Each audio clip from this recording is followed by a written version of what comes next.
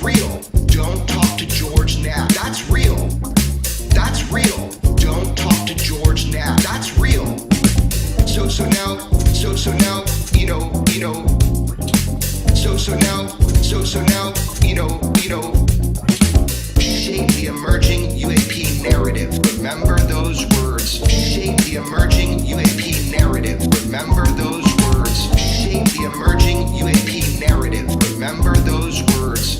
Shape the emerging UAP narrative. Remember those words, folks. Those words. Shape.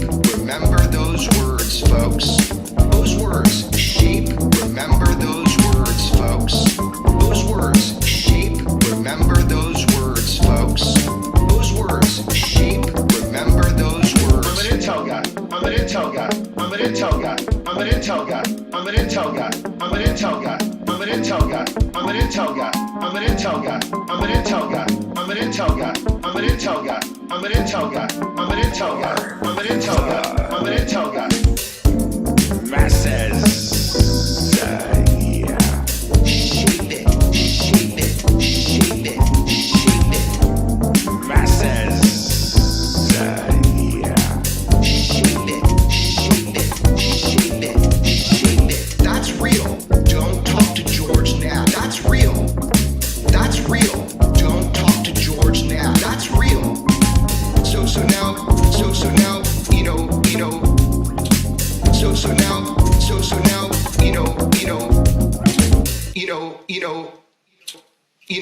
know.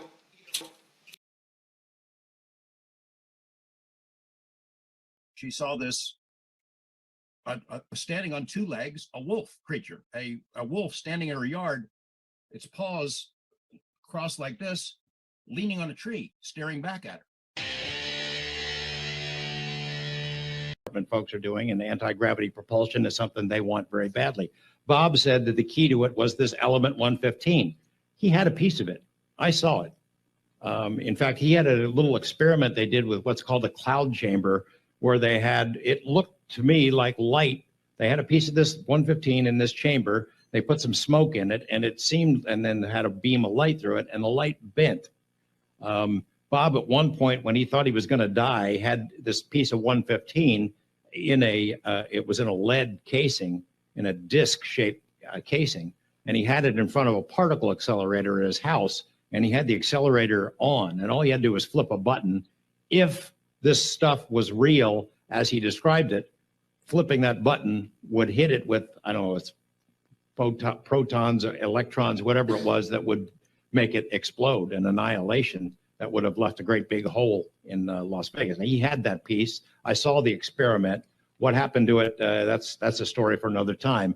It's in a spot now where nobody could get to it, but it's still there. One of these days, maybe after Bob's gone, I'll go dig. They come down this dirt road one night and they see two figures, humanoid-looking figures, standing up with their backs to the road and looked like they were smoking cigarettes. They had trench coats on, smoking cigarettes, standing out on the road. These guys figure, what are these fellas up to?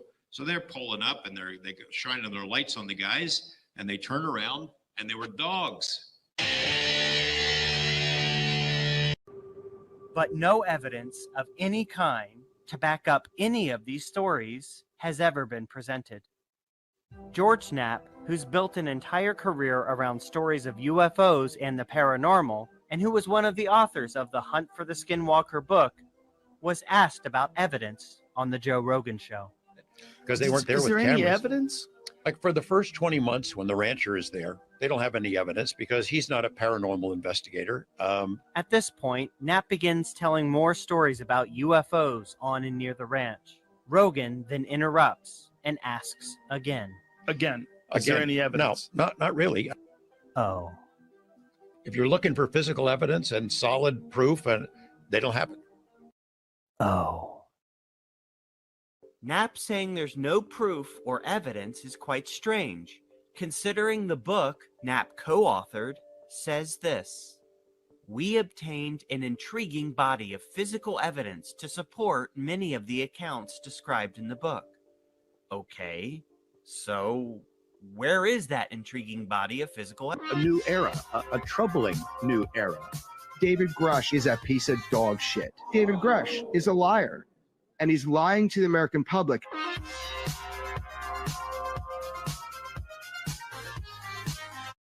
Go for it. Yeah, be myself, you always say, right? Total fucking horse shit. And David Grush is a piece of dog shit. There was literally nothing scientific about it, nor was it American. It's not true. That's a lie. So there are FOIA-able back and forths between Kirkpatrick and David Grush that will become public. I have seen them. As of the time of my departure, none, let me repeat, none of the conspiracy-minded, in quote, whistleblowers in the public eye had elected to come to Arrow to provide their, quote, evidence and statement for the record, despite numerous invitations. So let's just take David Grush. Is that true? It's not true. That's a lie. So there are FOIA-able back and forths between Kirkpatrick and David Grush that will become public. I have seen them.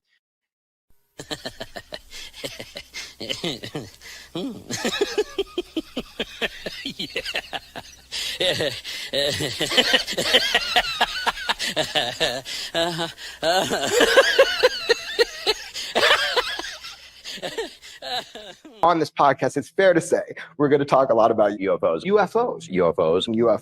Full-time into UFOs. Over 100 UFOs. The UFO world came to my door. There's UFO sightings and more. Okay, This is really interesting. What is your best piece of evidence that UFOs are real? Show it to me. Show it to me. Put it in my hands. The sexual things that aliens had done. Fuck this. Yeah. This field is a mess. This topic is an absolute disaster. All this shit about UFOs. UFOs may not be extraterrestrial. Hi, my name is Jeremy Corbell. I'm really into this, but I'm not a crazy person. I really want to know the truth. I've got a few things that I've been doing. The hell was that? UFOs. UFOs every day. Nonsense. It's garbage science. Nonsense. It's garbage science. Nonsense. It's garbage science. Nonsense. It's garbage science.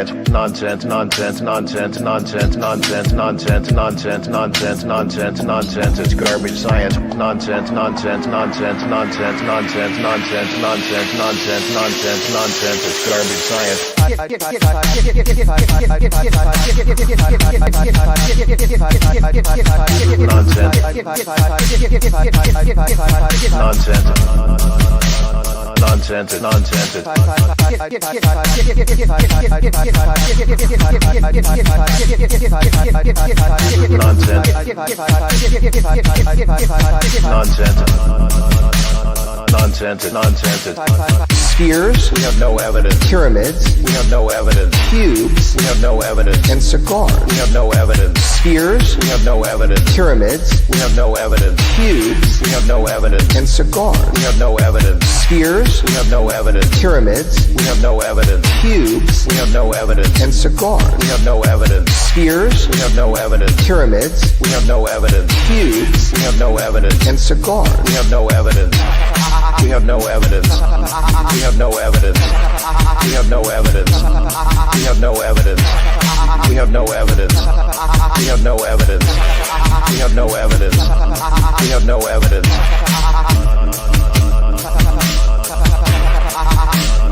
We have no evidence. No evidence.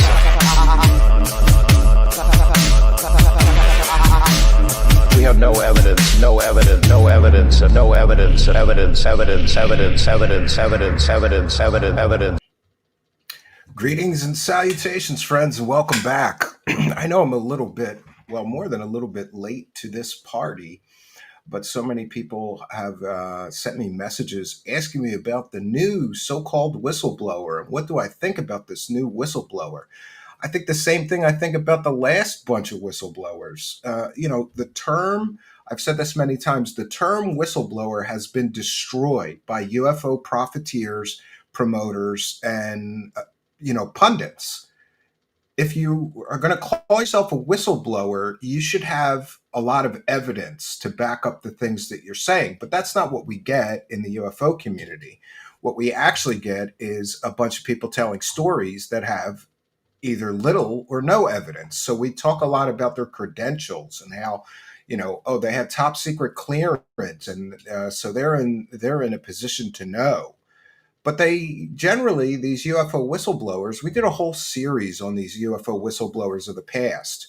And the point of that series is to try to prove that over and over again, these UFO promoting hucksters try to get everybody all excited about this new person that's going to spill the beans about the UFOs and the aliens. And then we get basically breadcrumbs of nonsense from these people that these voters find. And so once again, George Knapp and Jeremy Corbell are at it once again. And it should be noted that in every other field of study, no matter what that field is, someone who is a so-called expert in each field, there's an expectation of legitimacy and good research skills and fact checking. That's not what you get in the UFO community. And apparently, even if you have a history of promoting completely and totally fake stories, and let's be clear, George Knapp and Jeremy Corbell have a history of promoting completely and totally 100% provably fake stories. One notable example is the 29 Palms incident, in which somebody found a video of flares being dropped during a military exercise. And George Knapp and Jeremy Corbell manipulated that into a story about a giant triangle spaceship. In other words, they're garbage peddling shit peddlers. That's what George Knapp does and what Jeremy Corbell does. And, I try to not get bitter about things, especially on the financial end. By the way, shout out and thank you to Steven Greenstreet for the only mainstream reporter reporting accurately on all this, for the George Knapp clips. George Knapp spent years promoting Skinwalker Ranch stories. And in his own book, he said that they have an intriguing amount of physical evidence to back up these stories. But when asked on the Joe Rogan podcast, where's the evidence? Oh, there isn't any. So one might ask themselves, why did you say to sell your book that you had an intriguing body of physical evidence, and then later admit on the Joe Rogan show that actually, to back up all these Skinwalker Ranch stories, you have no evidence? To me, this is a form of consumer fraud. These are basically, listen, UFO promoters are basically con artists. And people say, well, Stephen, they can't all be con artists. Okay, well, 99% of them, in my experience so far, are con artists, grifters, scammers, who will do anything, say anything, and manipulate a story so that it's clickbaity and, sensationalized so that they can make money before people do a little bit of research and find out the story's completely fake. It's misrepresented. It's not what they claimed it to be. And this happens over and over in the UFO community. If you've ever seen the Lucy and the football thing, that's what the UFO stuff is. Get used to it. It's Lucy and the football over and over and over again. George Knapp and Jeremy Corbell have been caught selling completely and totally fake stories over and over and over again. And the fact that they still have a career, and not just a career, they have very lucrative careers. George Knapp lives in $1 million home, right, in Las Vegas. Jeremy Corbell's buying $1 million properties, wearing $1,000 watches, and driving around in a brand new Tesla Cybertruck. But Jeremy Corbell said in their TMZ docu-series that he doesn't make money from UFOs. Bullshit. I call bullshit. I believe all, and I'm entitled to my opinion, I believe all or most of Jeremy Corbell's money comes from UFOs and producing documentaries, lying to the public. For example, claiming that a guy who ran a whorehouse was a former government scientist in the form of Bob Lazar. He wasn't. He was never a scientist. His education is fake. You have to have a science degree to be considered a scientist. He's not a scientist. He was a low-level technician at a famous lab, and he was a bankrupt loser when he came out with his story, but that didn't stop George Knapp from selling that fake story for 30 years. And it didn't stop Jeremy Corbell from picking up that fake story and selling it once again to a gullible public that will believe this over sensationalized nonsense. And, you know, more and more, I think that I'm starting to understand and realize that UFO stories are not marketed to smart people. They're marketed to morons. So no offense to you true believers, but you're the kind of morons that these stories are meant to appeal to. People who will do no fact checking of their own, people who will do no research of their own, people who just want to hear, you know, sweet alien stories whispered in their ear that may be true. And then these moron true believers want to argue with me. Where meanwhile, I've done an incredible amount of research on some of these stories, especially the Bob Lazar story, which is completely and totally fake. You know, in any other field, if you get caught, like, let's say a journalist with the New York Times, well, that's a bad example in the Leslie Keene fake stories. Let's say a journalist with the Washington Post gets caught selling a completely and totally fake story, misrepresenting facts and twisting the narrative to sell a very sensationalized story. And then very shortly after the story is published, everybody finds out that story was manufactured to sell. It was completely and totally, you know, manipulated. And the facts of the case were manipulated to sell a very sensational story, get a lot of clicks, a lot of views, and a lot of attention. That journalist would be fired. But not here in the UFO. You could get caught selling completely and totally fake stories over and over and over again and still make millions of dollars.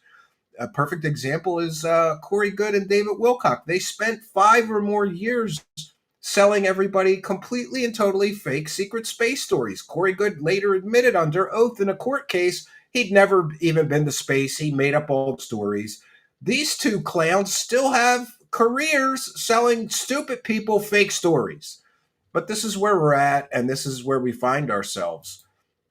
We'll take a moment to welcome in the live chat, whether you're chatting on our Kick channel, on Twitter, or on YouTube or Twitch. We welcome one and all. I'll take a moment to check in with the Kick chat before we get started with tonight's presentation. Going through this whistleblower and the claims being made.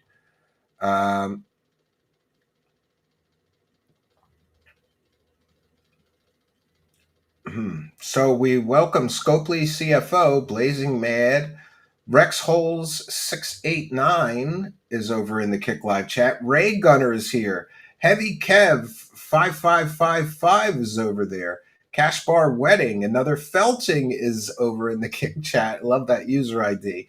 Digital Scribe is there. Dark Hoodie is there. I happen to be wearing a dark hoodie myself. Dark Hoodie.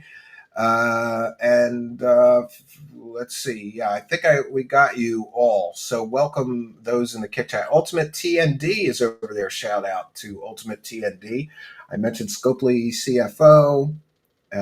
Rex Holes is over there. Blazing Mad is there. There's a lot of applause emojis in the Kick Live chat. Not sure why we didn't do anything yet, but welcome one and all. So for those unaware, I read every single super chat. I thank anybody who gifts a membership on YouTube or becomes a YouTube channel member. You get a big shout out and a thank you. If you do that during a live broadcast, we read every super chat. We recognize every super sticker. We thank everybody on Kick gifting a sub or becoming a subscriber. We read PayPal pledges and people buying me a coffee. We thank every person who gives some support for the show. So we're going to get into this latest whistleblower, which, spoiler alert, it's another nothing burger. They find another guy that has good credentials and get him to talk about what he found while he was digging for the UFO and alien truth. And it's largely a nothing burger. Let me get into my... Let me share my screen. First, we'll put up our fair use banner. Fair use, this is a transformative work. We're educating the public and we'll be critiquing the video that we are sharing. This is the textbook definition of fair use. And I'm sure George Knapp, being a longtime media person, understands what fair use is. But lawyer letters are standing by because these grifters don't like me playing their videos, ripping them to shreds, which we're going to do tonight. So fuck you, George Knapp, and fuck you, Jeremy Corbell, in advance. I try not to get angry, but watching these guys make millions of dollars lying to people, and where, anybody that's trying to do this, cover UFOs honestly, it's the stupidest fool's mission I've ever heard of in my life. Like, I've literally had grifters reach out to me and say, Steven, you'd do a lot better money-wise if you just played along.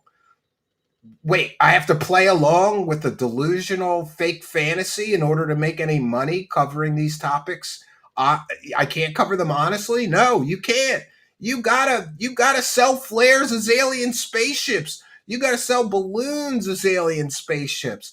You gotta sell convicted pimp bankrupt losers as a former government scientist that worked at Area 51 with no evidence he actually worked at Area 51. Oh, except for a fake W-2 that he showed. That's completely fake. It's so ridiculous.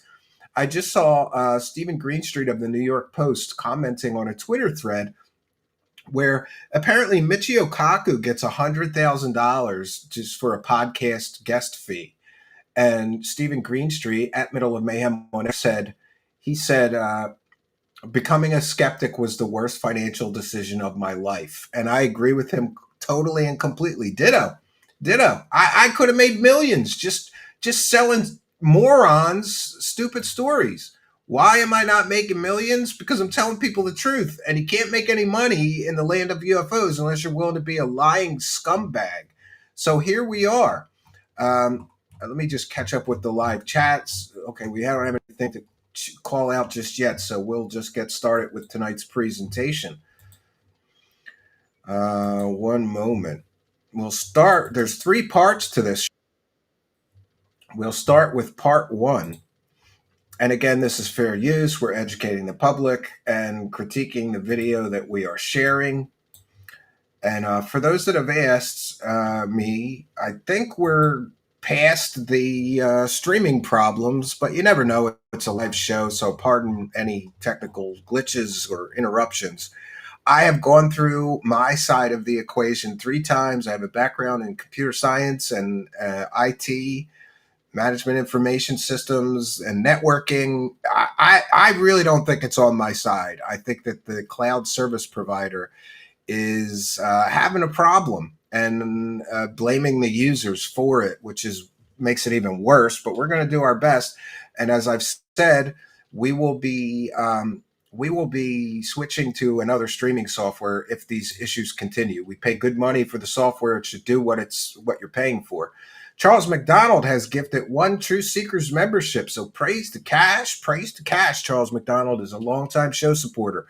And this, my friends, is why you have to hit that subscribe button, because if you're in the live chat and Charles McDonald or someone kind like him gifts a free membership to our channel here, you can win one. And Ryan is just such a person who was gifted a free membership by Charles McDonald. So thank you, Charles McDonald, for your kindness, your generosity, and your support. Hit that subscribe button. Yeah, Mr. Protractor says, Matthew Brown's golden words of wisdom were redundant and nothing impressive. Yeah, we may just do one part of this because I got to be honest with you. We're having incredibly low attendance tonight. I don't know if there's a big stream going on or if it's just that people have tired of Jeremy Corbell and George Knapp and their constant shoveling of shit, right? And look at that. Robert P. has gifted 5 True Seekers memberships. Big support tonight before we even began the membership. See that, Darkside Phil, you loser? I didn't ask for $1, and we already got lots of dollars. And thanks to the kindness and generosity of Robert P., who's the MVP of gifting these memberships. Bobby Broadway was gifted a membership. He's a longtime show viewer and supporter. I'm happy to see that. Dawn was gifted a free membership. Trey's gifted a free membership. David Noble gifted a free membership by Robert P. And Joseph Soda all gifted free memberships to our channel by Robert P., who, by the way, is making me work harder. I have to post more member videos just because Robert P. is single-handedly adding hundreds of channel members, and they want more channel member material. So thank you, Robert P., for making me work harder and the big support you've shown. Big ups to Robert P., the MVP lately of support. And we've got me Pedota Tumba says, got whiplash and I totaled the car. I'm sad, but I'm here. Oh, that sucks. I hope you had insurance. I hope you had insurance, and I hope that you're okay. Whiplash sucks. I had it once from a car accident where somebody rear-ended me and my neck jerked like that. And it was really bad. I had to wear that neck brace for, I think, a month or something like that. I hope that you're doing good, but thank you for your kindness, generosity, and support. See that? Even after a car crash, people are still supporting my show. We have the best audience here. I don't care about those true believer morons. Well, they're not all morons, just most of them. And by the way, I used to be one of them until I actually started fact checking these people, right? Yes, Blazing Mad pointing out something to jam in Darkside Phil's asshole. Despite the low attendance, you're making money before the show has even started. You deserve it, bud. Thank you for your kindness. Moth Loves Detracting says, more than DSP. Big ups, sir. Yeah, so let's get started with this shit show. I think, how long is this? The first one's 45 minutes. I think, look, if I don't know if we're going to get through we're definitely not getting through all three of these. I have other things to do tonight, but we'll try. And we will hear testimony today concerning recent revelations about a purportedly secret UAP program whose existence. And here's a member of the United States government that's a goddamn moron. She's wasting taxpayer money on grifters. And oh, by the way, I forgot to mention, this is very important. We saw in the sort of montage in tonight's intro, by the way, shout out to Cosmic Judas and Simon Fly, as well as Steven Greenstreet for those excellent montage clips that we put together here. Jeremy Corbell claimed that the government was lying and that the whistleblowers did go and try to show their evidence. And it turns out that David Grush has now no-showed 3 times to show his evidence. You remember David Grush, the former mental patient, alcoholic, who claimed that the government was in possession of alien technology? He had 3 opportunities, even in a secure SCIF setting, top secret setting, to come and show all of his evidence. He no-showed 3 times. What does that tell you about David Grush and the evidence he has? It tells you he doesn't have any evidence. That's what it tells you. And findings may have been improperly withheld from Congress. This is going to be the original document about immaculate. And by the way, there are government sources, multiple of them now, who have come on the record to say there is no government program named Immaculate Constellation. So somebody just wrote this document and claimed all of these things, and they've never proven anything. Constellation. Those of us who've been following this very closely have been hearing whispers of the words Immaculate Constellation for a few months now. Yeah, another fake story. This is Immaculate Constellation. The whole story is fake. Spoiler alert. And this jerk-off, Jeremy Corbell, has made how much money over this completely fake story with no evidence? Just people telling stories. Even got it entered into the congressional record somehow and then had a hissy fit like a little bitch because somebody said it was entered into the record by Michael Schellenberger. Corbell had a childlike meltdown. I entered it into the Congress record, not him. Immaculate Constellation. It's a UAP reconnaissance program. I can affirm this 100%. What is in here is wild. He confirmed it with somebody that had no evidence to support these documents meaning anything. These aren't government documents. These are documents written by a UFO fan. Imagine that. I mean, I'm paraphrasing, but reports of F-22s getting boxed in by flying orbs that they couldn't shake. There were satellite images or satellite image of a football field-sized flying saucer. Yeah, where are all those images? Why didn't they include the images in the document? Could it be because they don't exist? In clouds. I have personally walked people into members' offices for private meetings so they could see eye to eye and they could meet.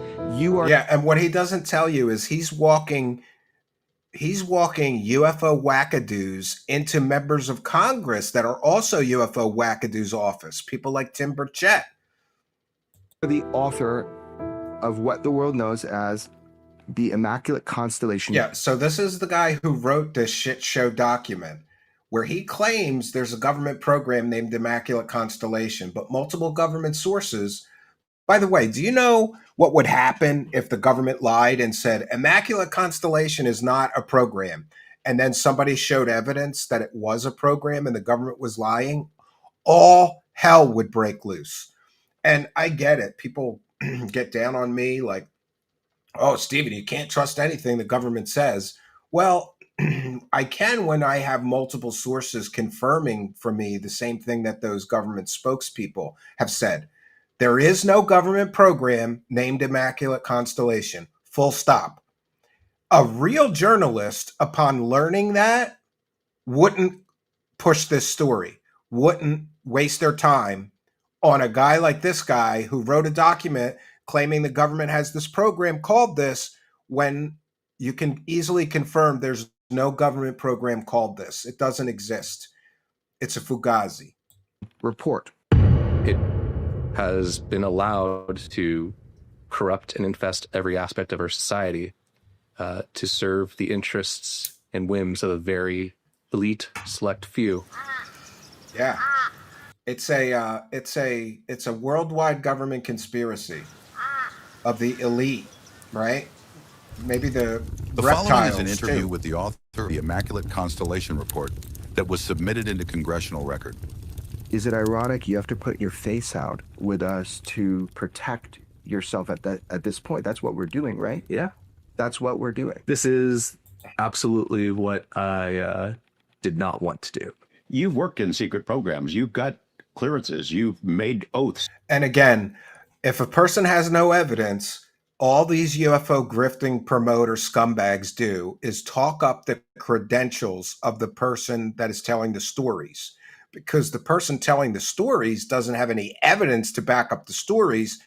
So they constantly promote what great credentials they have, and they worked in secret areas of the government.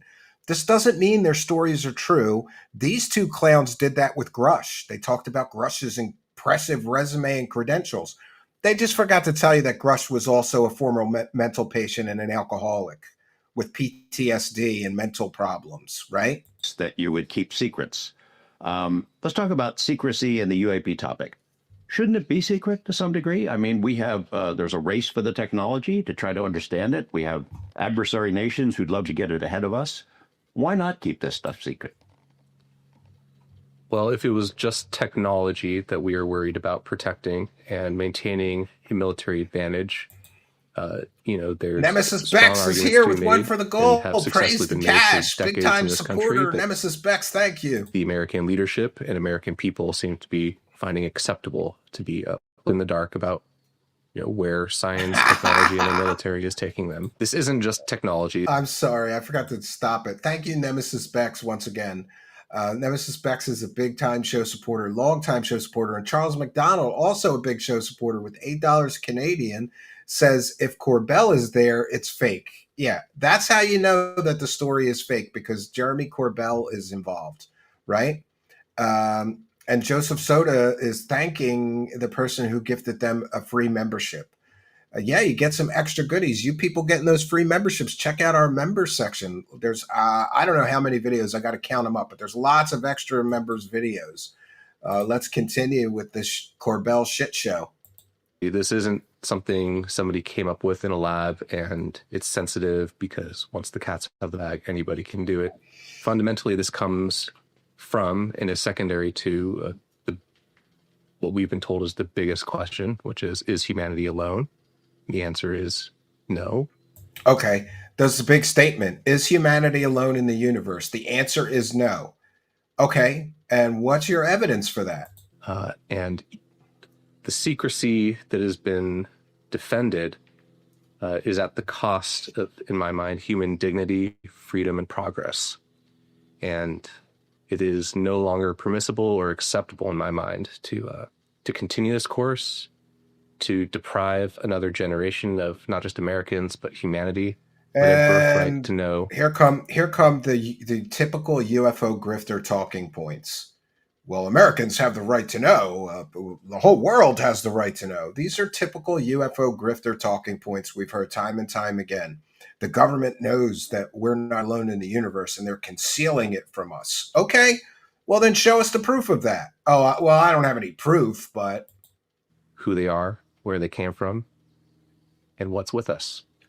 Can you give us a general description of the size of the secrecy apparatus? You know, we're going to drill down into this, of course, about IMCON in one particular facet of the secrecy that you came across and other parts of it. But how big of a secrecy apparatus is it?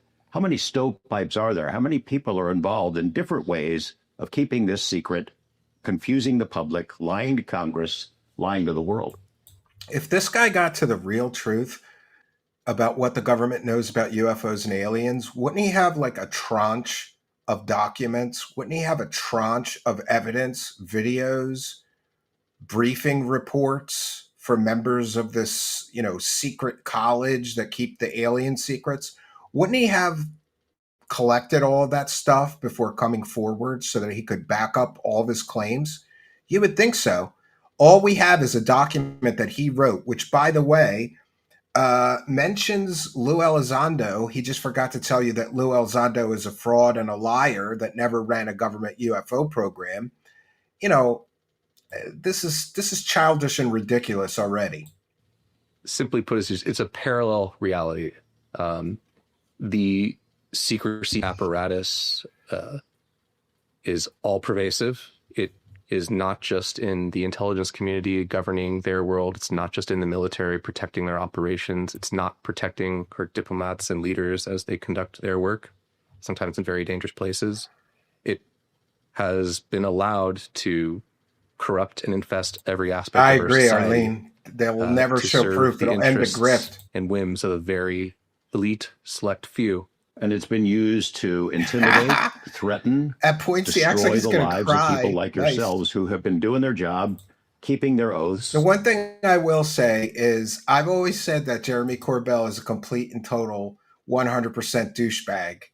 But I have to say he's only 99% of a douchebag because apparently he's got a nice wood stove. And I'm a big fan of wood stoves. So we'll give him a little point for, having a wood stove, even using it for B-roll for this shit show. Trying to protect their country, being true to humanity, and have paid prices for it. Absolutely. This has been a difficult process for you, for me and you. Yeah, it's very difficult to write a document full of out of this world fantastic claims about aliens, alien technology, alien crash retrievals, and not provide any evidence. It's so difficult. Kind of going through this, I've seen what you've gone through personally with this. You're taking a personal hit, like a painful risk, just talking to us, just doing this finally after all this time. I think I understand why. You're explaining something philosophical. What is he taking a risk on? Getting a book deal? Getting a documentary deal? The only consequences for all these fake UFO whistleblowers seems to be a world in which many people throw them deals and lots of money. And I wouldn't be surprised if Jeremy Corbell and George Knapp are paying this person, but I don't have any evidence of that, just to put that on the record. You believe about the secrecy, just personally, like what is the step for you to do this? Like why? I need to understand why. And now we're going to hear about how humanity has the right to know the truth and all of this stuff. Why are you telling this to everybody now? There's no short answer. It's something, I have many, not even competing, but parallel motivations. I forgot I can make this bigger. Why there now? We go. Sorry about that.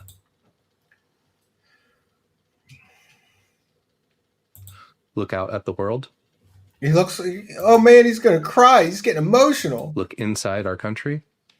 We are not headed to a good future. You're concerned. I am. Explain the concern.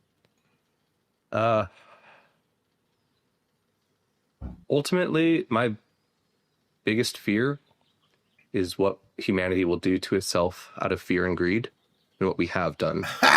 And If we're probably going to get the free energy talking points here. We have built a prison around ourselves. It's invisible, but it's not complete. And there is still time to maybe alter our trajectory, have a different future. May not be the best one that we had hoped for, but it's going to be damn sight better than what they have planned for us. You know, there's no going back after you tell us this on camera. We had this. Yeah. How many of these guys have ruined their lives? Go ask Dave Grush if he would do what he did again. These guys that become so-called UFO whistleblowers, they fuck themselves. They can't get hired after they do this. They get stuck in UFO land, giving speeches, and, going on podcasts and stuff like that.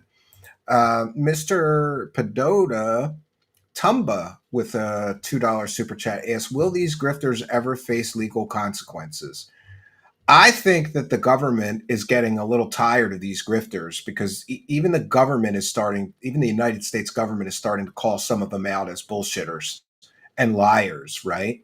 So I think that there may eventually be some legal consequences for some of these people. We have to remember, speaking of legal consequences, Jeremy Corbell is literally telling people to break their security oaths to give him UFO-related material to sell the public, basically. And that's basically treason, right? I don't think, and somebody was feeding Corbell and Knapp a bunch of classified material that they had no right to share with them. So maybe I thought there was supposed to be an investigation into that, but I haven't checked in with it. But great question. And Mark Center says, praise to Cash. Neo loves green eggs and ham. I have green eggs and ham every year on St. Patty's Day. My wife makes it for my boys. They're big fans of green eggs and ham for some reason. You mentioned that, but thank you, Mark Center, for your kindness, generosity, and support.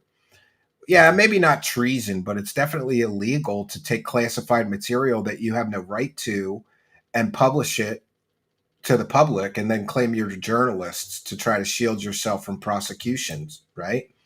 But great point, Garaji. Yeah, I may have gone too far. Conversation. This is it. This is the line in the sand. You're about to cross over here. Absolutely. I am on a personal level giving up the future that I made for myself. And that's right. You're fucked. You're fucked for doing this. And you don't even have any evidence to support the claims that you're making. That's why you're fucked. Was going to try to make for a family. Who's going to hire this guy? Oh, this guy's on the internet saying the government's hiding aliens, but he doesn't have any actual evidence or proof of it. I'm proud of what I accomplished in my time in the government.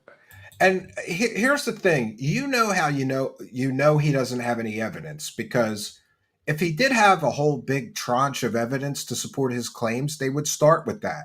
Instead, they're going to get him to talk about nothing for this whole first part and slowly drip out whatever he claims he knows about the government and aliens. I don't think this guy's ever going to show any evidence of his claims, just like Grush. And it's painful to leave the good people there and to know that there really isn't room for people to act according to their conscience and our constitutional ideals on the inside. Is it your belief, based on materials, things that you've been exposed to, that you've seen, people you've talked to and communicated with over a period of a couple of years, is it your belief that the technology, the race for the technology, the understanding of the big secret is entirely in the hands of people outside the government and not for the benefit of the public or to protect American national security? It's in some other realm, in some other hands. I think it's a mix. I think our military. I think you're right, Guerrera. I think you're 100% right. So does our intelligence community and our scientific academic community. We have, as a country, allowed ourselves to be penetrated, co-opted, and corrupted by an internationalist force that serves their interests. You're right. Snowden had evidence, and he faced consequences.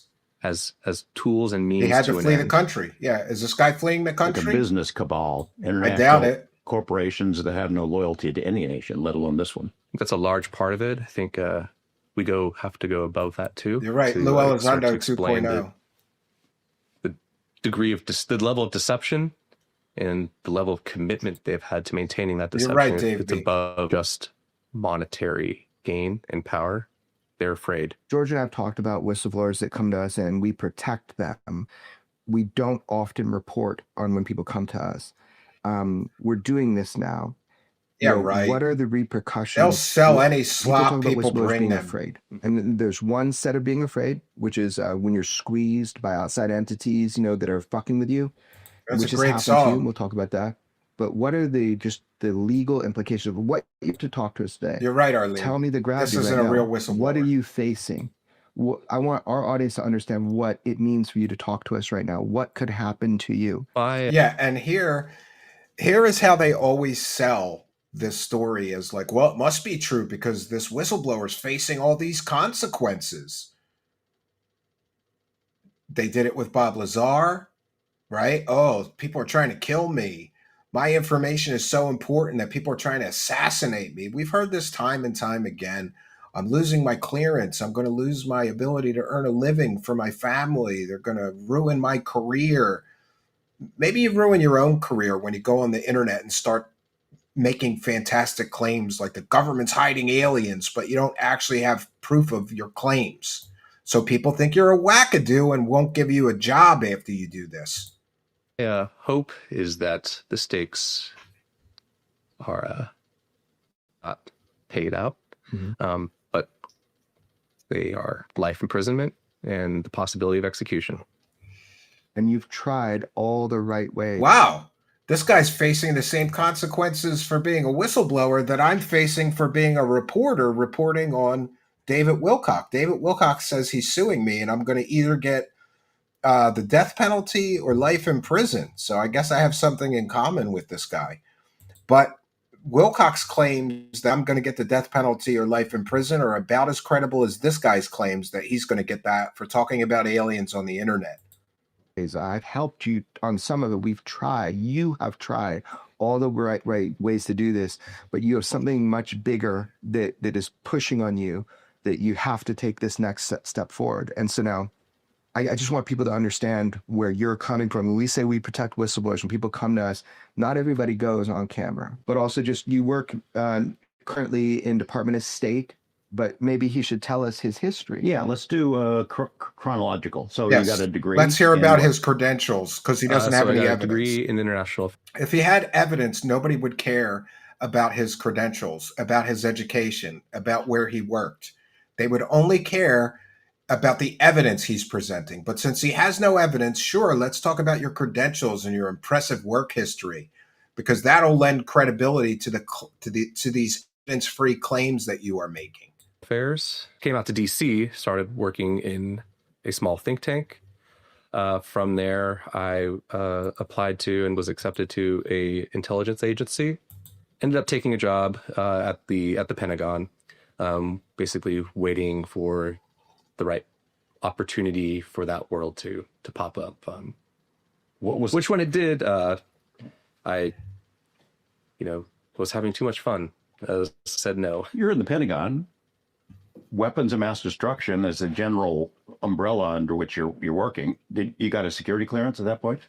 Yeah, I had been cleared by DIA for a top secret SCI clearance. You get to sound familiar? You know who else was cleared for that? Dave Grush, Lou Elizondo, and a bunch of other people who made these claims. But none of them, even having those clearances, were able to sneak out any evidence to support their claims. Isn't that a little suspicious? See, I guess firsthand, all this different information that comes in from all these places, different platforms, right? Mm-hmm. You're exposed to that. And you get an idea of just how big that apparatus is. Yes, absolutely. UFOs and aliens aside, it's a different world without anything exotic in it when you are exposed to that information and learning over time, not just from the intelligence, but the experience of the people around you, because not everything that's true and has happened in the world is written down on paper. I mean, you're given a lot of roles and responsibilities. It gives you access to very sensitive information. When you said Again, SCI, pushing the that's secret credentials. compartmentalized information is the acronym. Push the credentials. Sensitive, compartmentalized information. I always, Yeah, it's probably right. Yeah. So you know what I mean? But I'm just saying, you know, you are a sane human being. You're given a lot of these responsibilities. Yeah. You know, I Employed just by think it's important spooks. for people Very to understand. credible. So you have access to very critical information through the United States government. They're separate from the UFOs and the alien, you know, topic that we're going to talk about. For the world. For the world. For the U.S. and the world. Yes. And that weighs heavy on you, I'm sure. Like you're really looking to defend the United States of America where you live, and you are looking at information that is just highly sensitive. I think it's important for people to know. Good people like you doing great jobs in there. You had access and responsibilities. People trust you. That's you can't get there without that. It is. Yeah, almost 15 minutes in so far. Zero evidence, but let's push his credentials. Let's push the danger he faces by talking about aliens and the UFOs. This is basically following the roadmap of Elizondo, following the roadmap of Greer, or excuse me, the roadmap of David Grush.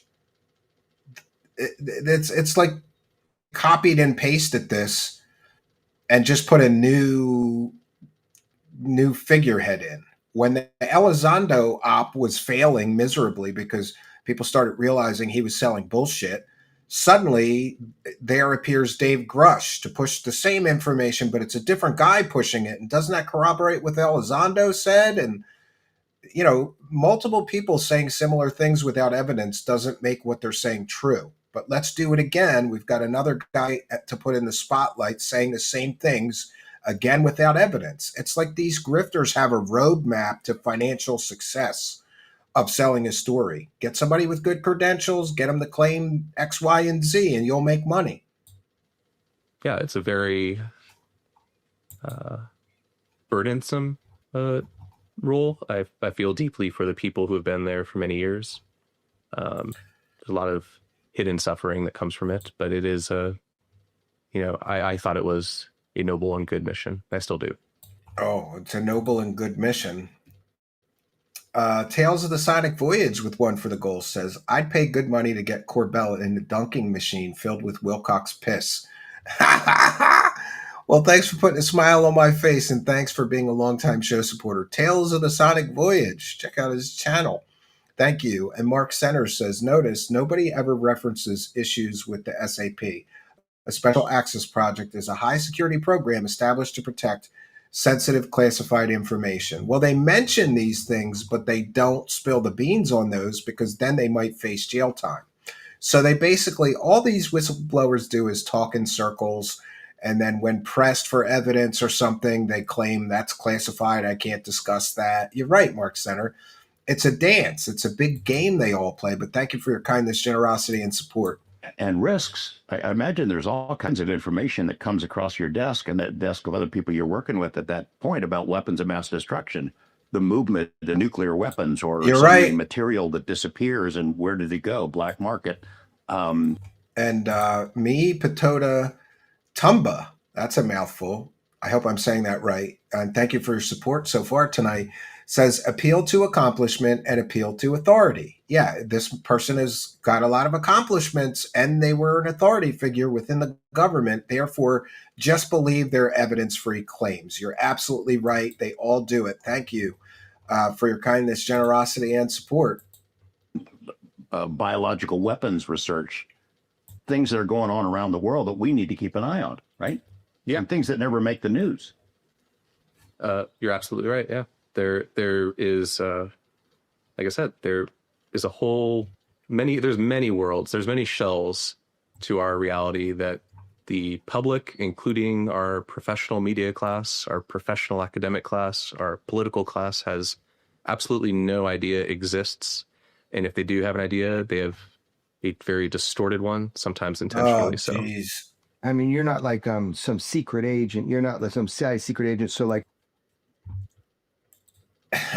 CIA secret agent. Yeah, right. Tell me another one. We want to take a moment to recognize a kind and generous supporter. on kick.com. Big support. Midnight Streams has just become a Kick subscriber. Thank you for your kindness, generosity, and support of the show. It is much, much appreciated. We love those Kick subscribers. We love those people on Kick gifting the subscriptions. We'll call each one out, give you a big shout out and a thank you. So big shout out and big thank you to Midnight Streams on kick.com. Thank you for your kindness. So people understand when you're working at the Pentagon is where we're at in the thing. I mean, we have a lot of great people that are bright-minded, working on these problems for the United States, keeping the United States safe, looking at geopolitical aspects of nuclear weaponry, that kind of thing. But just to be clear, I mean, you're not like some secret agent with more access than anybody else or anything like that. No, I never wanted to be a field officer. I danced with the idea in my dreams maybe and read the books, but I knew that wasn't for me. So this guy just sat at a desk at the Pentagon, and he had extremely low-level clearances.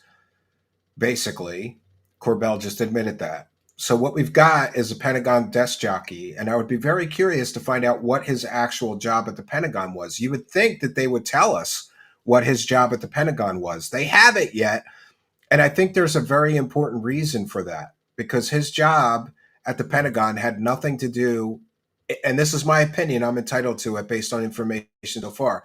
His job at the Pentagon, he was a desk jockey, a pencil pusher, a paper tosser, you know? I don't think that this guy had any responsibilities around UFOs or UAPs or anything of that sort. So what we probably have here is another guy that just so happened to work at the Pentagon who was also interested in UFOs, like Dave Grush and Lou Elizondo. Well, Grush didn't work at the Pentagon, but same difference. Especially the task and the cost of befriending and manipulating and ultimately using people. I don't think I would have been very good at that. Like human intelligence. Correct. And false friendship. Exactly. Yeah. Does that stuff come across your desk? Human intelligence, signals intelligence regarding weapon mass All destruction? sources. All sources intelligence. Sandra All sources of exaggerated on her intelligence, resume and too. If there are questions, you can go ask them and usually get the answers. And the kinds of things that you see that come across your desk. Does it Why give didn't you they tell us pause? what his job How am I was going to sleep there? tonight knowing that this XYZ is going on somewhere? Yep, heard some at times when stories they from the think, same "Holy old crap, people. How did this happen? Everyone They has also like, happen their to work at the different government. standard of what's going to, shake them like that. And I've definitely had a few of those. I won't share them, but Yeah, but I mean, just with security, for national security kind of stuff. right. Stuff unrelated to exotic things that are very just world out there. Okay, you're there for a while. He was the You do that for how many liaison years? between the aliens and the humans. Oh, see, I was in there a little over 4 years, but I was in the Pentagon a little over 5 because I moved out of there briefly into the Undersecretary of Defense for Intelligence and a smaller office in there. We've heard of that office. We have heard of that office. I guess they What- sent what- bigger what is super it, a chats. different sort of work or the same Pagoda. thing, just for a different boss? Same field, different work, different boss, different community. So you're working for a contractor, but very you're working little at the human Pentagon, intelligence on Pentagon on display business, here. and that's sort of a model that is used for all kinds of programs, right? Yeah. Oh, so we have the revelation that he didn't actually work directly for the Pentagon. He worked for a contractor who works at or for the Pentagon. So he's not even a direct Pentagon hire. That's the industry in DC. To have a buffer of some sort? Why is that necessary? Well, you have government management, and they're supposed to be the ones that they sign the checks, make the final decisions. But yet, most of the staff is contractors, military people on detail, people on fellowships from either think tanks or universities. So you get to be familiar with stovepipes and how, you could be working on this and the guy may be in the office next to you or the desk next to you is working on something else and you don't know what they're working on. Yeah, I mean, it can be that way. My experience was more that had a team. It was all more or less on the same. Got to bring up how compartmentalized everything is. That's how they keep the secrets, different stovepipes, compartmentalization. So nobody knows all the secrets. You only get a little piece, a little view into the secret world. This is all standard UFO talking points that we've all heard a million times before. George Knapp and Jeremy Corbell, you got to become You guys need to up your grift or something. Get a little more original. Same information level, but then there'd be other teams that, yeah, they have their own. So it's not quite as isolated. I've heard from others, it can be just, it's you and no one else around you knows what you're doing. Yeah, maybe he You got a delivered company, cows it's a to the contractor ETs. that's working there in the Pentagon. How much oversight is there from the actual Pentagon, the military of Well, a that's contractor's interesting, work? Boggy's. Well, I mean, the day-to-day is overseen by the government. It's probably accurate too. So in that sense, it's there. And is that generally true for all the contractor programs that we'll be getting into later? That somebody in the military or IC is looking Playing at what that contractor stovepipes does. after the interview. Yeah. No, I couldn't say. Right? Yeah, I could not say. They had a butt banging session to get ready for the alien. And then you went on to try to probes. get a master's. Yeah, I went to George Washington University, Masters of Security Policy Study. Got to the point where I had a thesis to submit. And then I started working at the Pentagon. Took a break. I want to address this because this is very important. Loads of Mormons in the CIA. There's loads of Mormons in the FBI as well, John Lost. And a lot of people have seen this as sort of a conspiracy, but I don't think it is a conspiracy. The reason that I believe there's so many Mormons in the CIA and in the FBI is because Mormons are very straight-laced people. They tend to be very moral, very ethical. They don't drink. They don't smoke. They don't do drugs.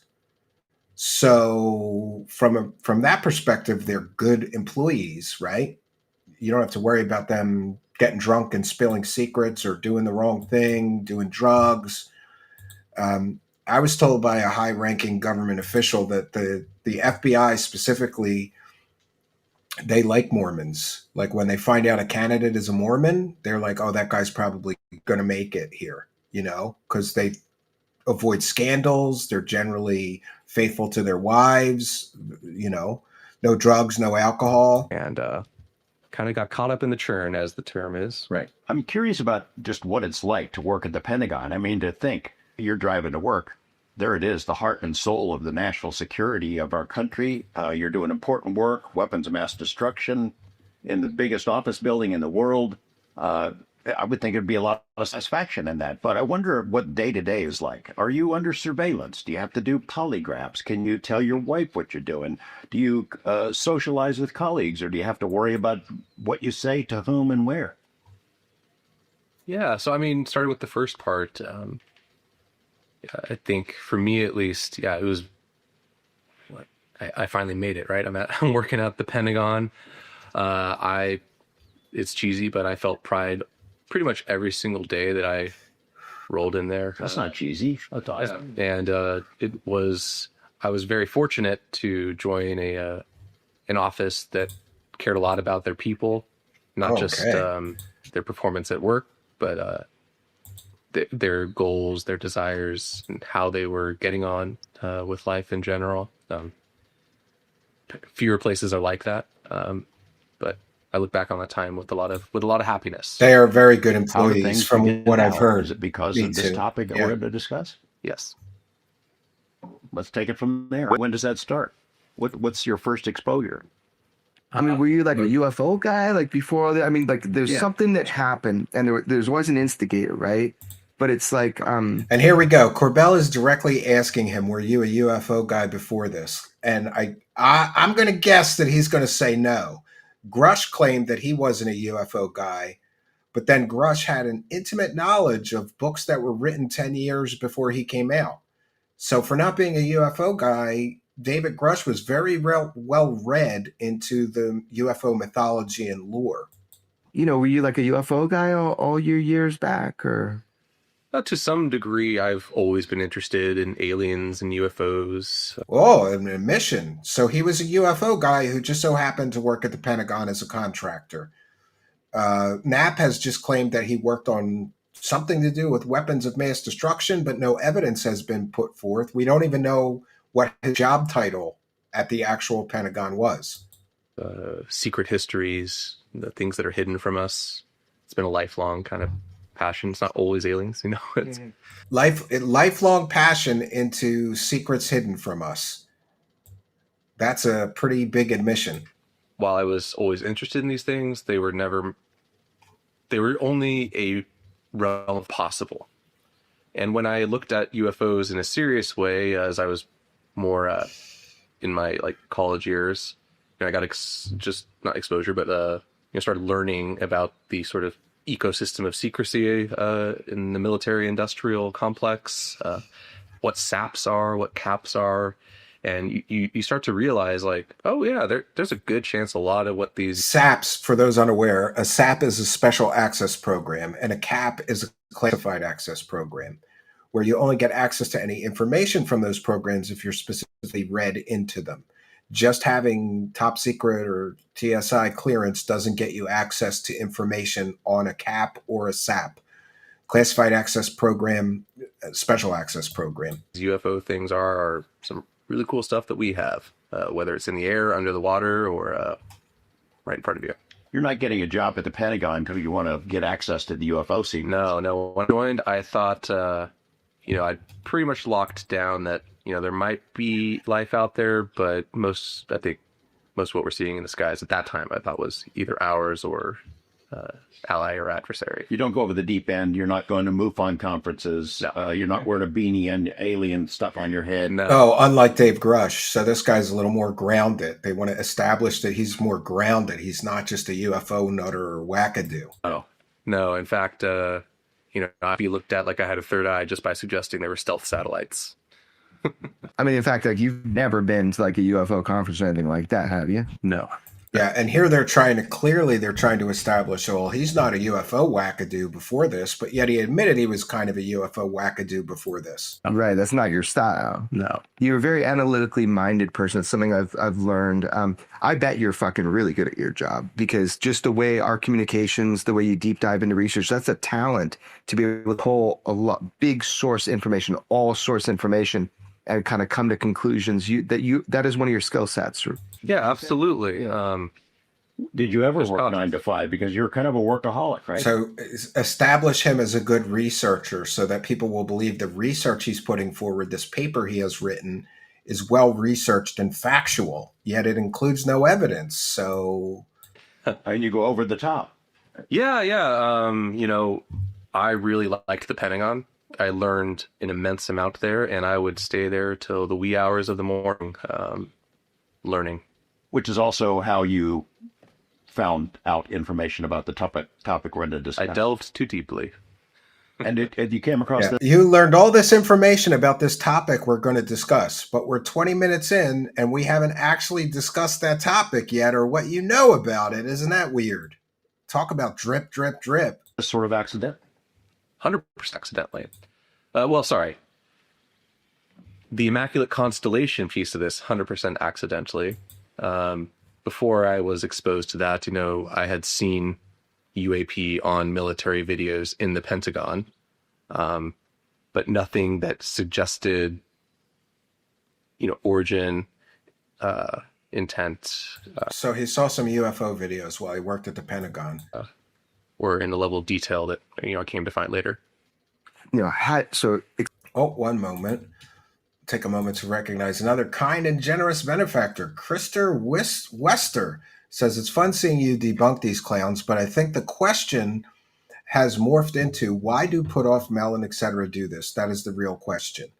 Well, Hal Puthoff was a high-ranking Scientologist, despite claiming otherwise. Him and his wife were the highest-ranking Scientologists that you could be at one time when they were members. Christopher Mellon once said, there is no evidence of extraterrestrial visitation on Earth, and I've seen it all. I've had the highest clearance possible and all this. Then he did a 180. Who knows the methods, or who knows the motive for why they promote this? Maybe they truly believe it. Like a lot of true believers, they fall into this belief system that's largely faith-based. It's just like religion. And we know that this series ends with this guy claiming, like, we know for 100% fact God is real. So the UFO thing becomes a replacement for religion to many, many people. But thank you, Krister Wester, for your kindness, generosity, and support of the show. It is much, much appreciated. Let's get some more subs on Kick friends. Let's get some gifted subs. Let's get some more gifted memberships, some more super chats. Big support tonight. Let's go, friends. Explain that to the average, like, how do you just come across UFO videos in the Pentagon? What does that mean? Yeah. Tell somebody who has no idea how that happens. So you have a clearance and there's a secret internet. And on that secret internet, there's just a generic access like you and I. It's all very secret, sensitive stuff, but more or less everyone can look at what's on there. Then, you have on this secret internet some compartmentation, light compartmentation, as it were. And then there's entirely different systems for truly, truly sensitive stuff. But the point is that there is essentially, a shared community of knowledge, and it goes back, just like our own internet, it goes back over decades. If you have a top secret clearance, you go on JWIX, you can pretty much go and see whatever is on there, except for special compartmentalized stuff. Yeah, pretty much. Or things. Yeah, if you have a general clearance, you can see the general stuff, but not the most secret stuff. And let's be clear, this guy has claimed that he had the lowest clearance. He hasn't yet said he had access or had been read into any unacknowledged special access projects, any special access projects, or classified access projects. So all he's getting is the bottom of the rung of so-called government secrecy. That, are just people protect their business processes. So who would be putting UFO type or UAP videos on there? How does that happen? Access denied. Service members and intelligence officers who, for one reason or another, decided to put that footage there. What's the first UFO video you see? What'd you think of it? Or military film footage of a UFO? What did you? What was that? You're like? right, Jeremy. Ridiculous claims. Well, technically, serious somber tone. Military That's how you sell it. That I saw was that Tic Tac video and the Go Fast video, and I think there was one other else, the Gimbal video that all came out in 2017. Well, technically, he didn't. He Granted, worked for a subcontractor systems, but for the government. Just being precise here. Yeah. And so Low things that grade I saw actors. after that, Yes. kind of looked like all that, but just much more duration. The videos, it's the internet, whether it's secret or not. There's compression, there's upload and file sizes. So some things are crystal clear, but it's only 15 seconds. No, for a whistleblower, some he's things not you blowing can see any 45 whistles. minutes of something moving around, but it's kind of blurry because that's a lot of data. So you've seen crystal clear at times videos of what appear to be, would you say, non-human intelligence made craft? I mean, what you see evidence that the Notice how Jeremy Corbell is putting words in his mouth. So you see, he just said he saw some blurry ass videos. And then Jeremy Corbell comes in with, but you've seen crystal clear images and videos. He just said he saw blurry images and videos. rest of the world doesn't get to see. That starts happening. Yeah. Nothing in those videos necessarily proves it's extraterrestrial or non-human. It certainly is anomalous, exotic, and unexplainable. And advanced. Yes. So all the videos he saw were advanced craft of some sort, but nothing proved they were aliens. Okay, then this isn't really a story about UFOs or aliens, then is it? But we'll sell it as a story about UFOs and aliens because that'll sell better than I saw some anomalous videos I couldn't explain while I worked at the Pentagon as a subcontractor for a company. Beyond our capabilities that you know of? I don't know.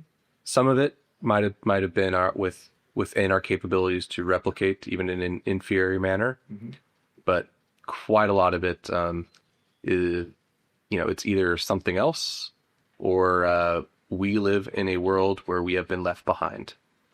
2017, these stories come out, New York Times and other media. The videos become known. That sparks your curiosity and you start looking around for that kind of stuff? Or it would just come across your desk and in front of your eyes naturally? Yeah, so not looking for that stuff. Did you have access to live feeds? Yes. So live feeds. So he wasn't even looking for UFO or alien stuff actively. It's real time. You could go into like a Reaper drone and see if there's something going on. Just, I mean, not that you're specifically looking for UFOs, but you had access even to live feeds. Yeah, not anything special, no special access, but you know where those resources are. You can go look at them, and I did. I want to go back to this. You said with these nuclear facilities, nuclear weapons, nuclear labs, nuclear You're right, power Sandra, plants, 100% within right. a year or two. He has are no you saying information. All of them Yeah, get he's- visited, or he there's saw some strange videos he can't phenomena? explain. I can't say that they all do, but I would suspect that anything that is You're right, Eddie. Leslie Keane, New York Times. sufficiently lies. nuclear, Yeah, repeat will it. draw attention at some point, and they will be encountering this. And what are they? What do you see? What kinds of things are you seeing? So, I mean, nothing too dramatic when it comes to like these facilities. A lot of times it's orbs of, it's hard to always judge the size, but I'd be surprised if it's bigger than a Cessna, probably something somewhere in between, whether it's white or silverish, or if you're looking through different sensor apparatus. Little kids trying to tell scary stories. Look like whatever hot or cold Nothing is. burger. No evidence except his mouth. But Yes. usually orbs around these facilities, sometimes things that look a bit more irregular, but the vast majority being orbs. I mean, the world's been exposed to some of this. There's been a clarification to the general public about what are you seeing when you're seeing infrared Orbs, or FLIR. also It known took as some water translation. droplets. Yes, There are people that Marston. focus on that, like they can read that. But basically, you're looking at things that Nothing don't have here. flight control surfaces, that don't have Not traditional keeper drones, propulsion. Reaper They seem to drones. tag along, which we've heard forever, with Reaper nuclear drones. events, that kind of thing, nuclear structured. But you see a lot of these shark getting exposed to them. I mean, just to begin, doesn't that start to kind of The aliens trying to steal feed my audience. that curiosity in you? You just all of a sudden, Yeah. Michael wants to the know average does he have person, Down but syndrome? you're now seeing stuff that you can't. He doesn't Yeah, look you have to retarded be a to special me. kind of I don't boring know. to not be interested after seeing those things. It's shocking, especially knowing the context of what you're looking at. Right, which you get when you have those systems that can look at that. 100%. What's the context? What like big picture? Like what's the context? Yeah, and in this way, you see images. Is there discussion? Is there text that comes along with this? Hey, we saw this thing. What the hell is it? It's not us. Surprisingly little of that. I think the community kind of knows or knew that we don't talk about this. It's there.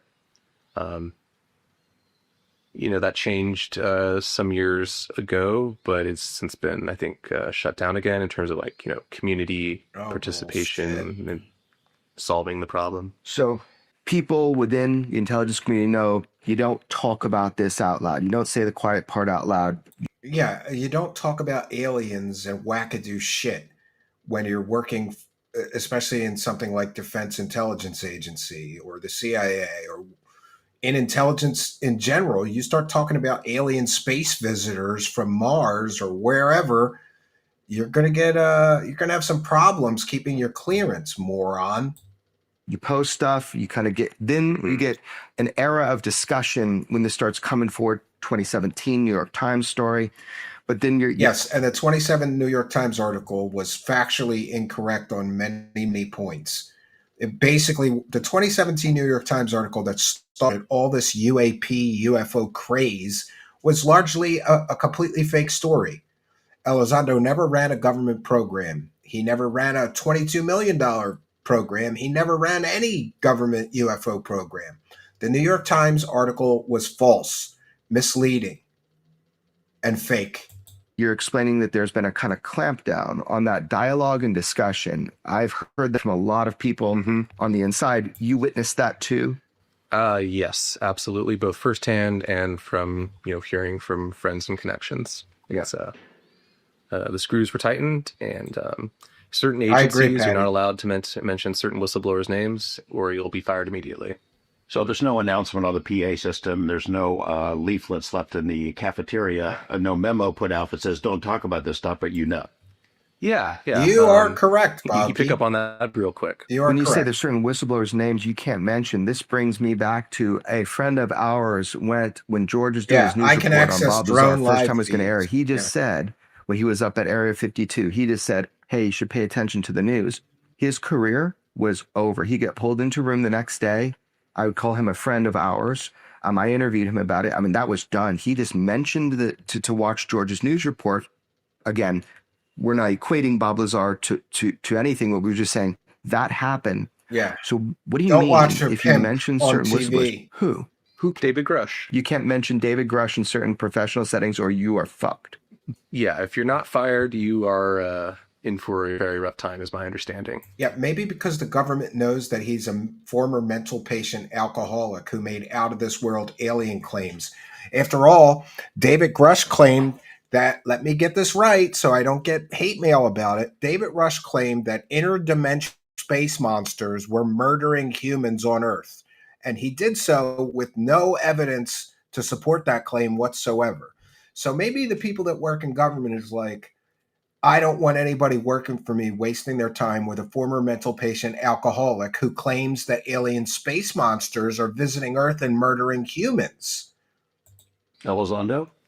You know, I didn't hear Elizondo as a no-go word. Saying David Grush testified in open Congress, so that makes sense. So yeah, and he had no evidence whatsoever. And David Grush was given 3 opportunities now to present his evidence. He no-showed each time he was given an opportunity to show the evidence of his fantastic out-of-this-world claims, which should confirm to most reasonable and rational people that David Grush never had any evidence. All he had was stories that other wackadoos like Hal Puthoff and Eric Davis told him. What have you seen it happen? Have you seen people like mention his name? How do you become aware you can't even talk about him? So that specific example, heard from a friend at that agency, that was essentially the word of mouth from management. Nothing written in paper, nothing in emails. Mm-hmm.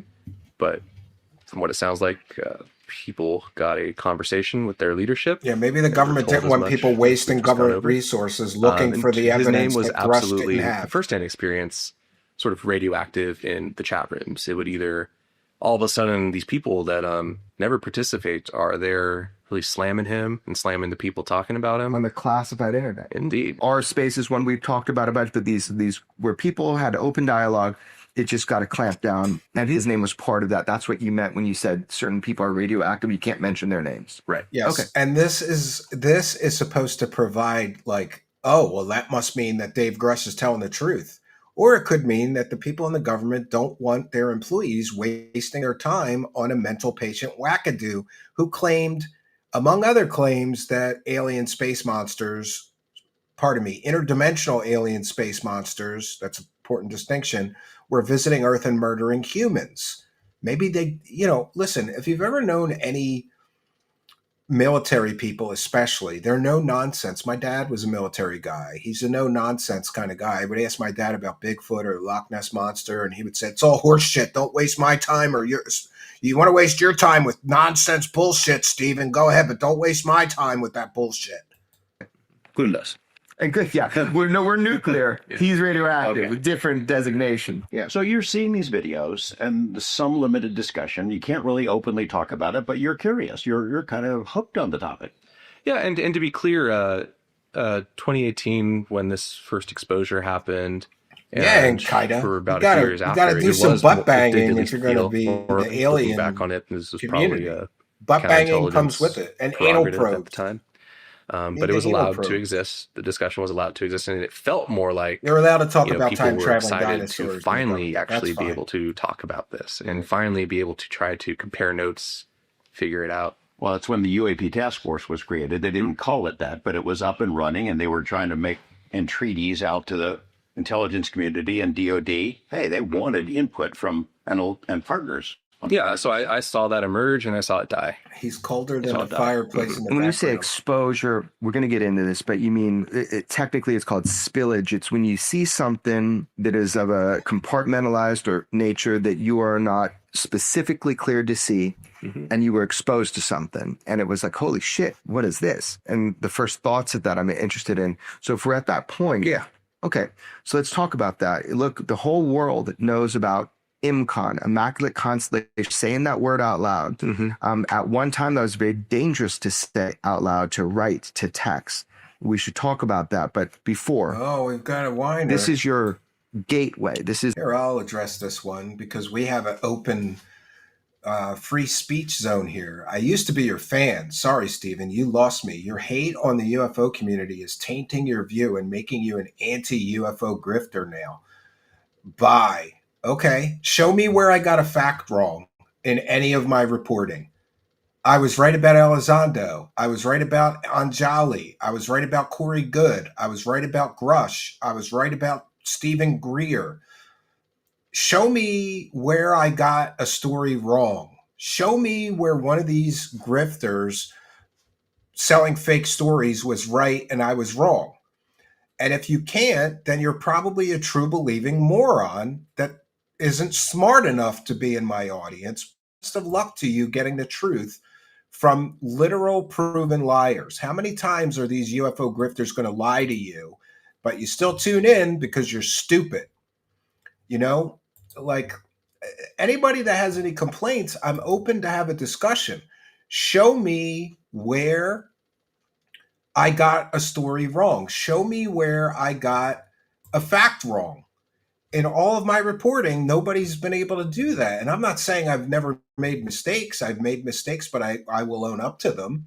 You know, I don't know. Anti-grifter is actually accurate. Yeah. You know, people are free to hate on me. By the way, I hear that there's an old friend of the show that's out there trashing me now. And that same person who's out there trashing me now was wrong about all of the people that I've just mentioned. Wrong about Anjali, wrong about Sarah R. Adams, wrong about Arcturus Ra, the guy selling med beds, you know, wrong about everything. And I was right in every one of those stories. And my reporting was accurate, that their stories were fake for one reason or another. But I'm still the bad guy. You know, some of these people are like, I'm looking for the truth about aliens, right? Show me the truth about the aliens and the UFOs. And I show you time and time the truth about the people promoting and selling these stories accurately and honestly, and somehow I'm the bad guy. If you want to go listen to, you know, alien fake stories and you don't want to know the truth that they're fake, then don't come here. Go fuck yourself. It's very simple. You know, it's kind of where I'm at. Plan D. You've seen my face. Now say my name. Truth seekers ain't playing no game. Yeah, and maybe I'm being too harsh to that person, so I apologize. You know, I get it though. Some people just want to believe. Yeah. Yeah. It is what it is. And 0 with 5. Any grifter, not on my watch, says 0.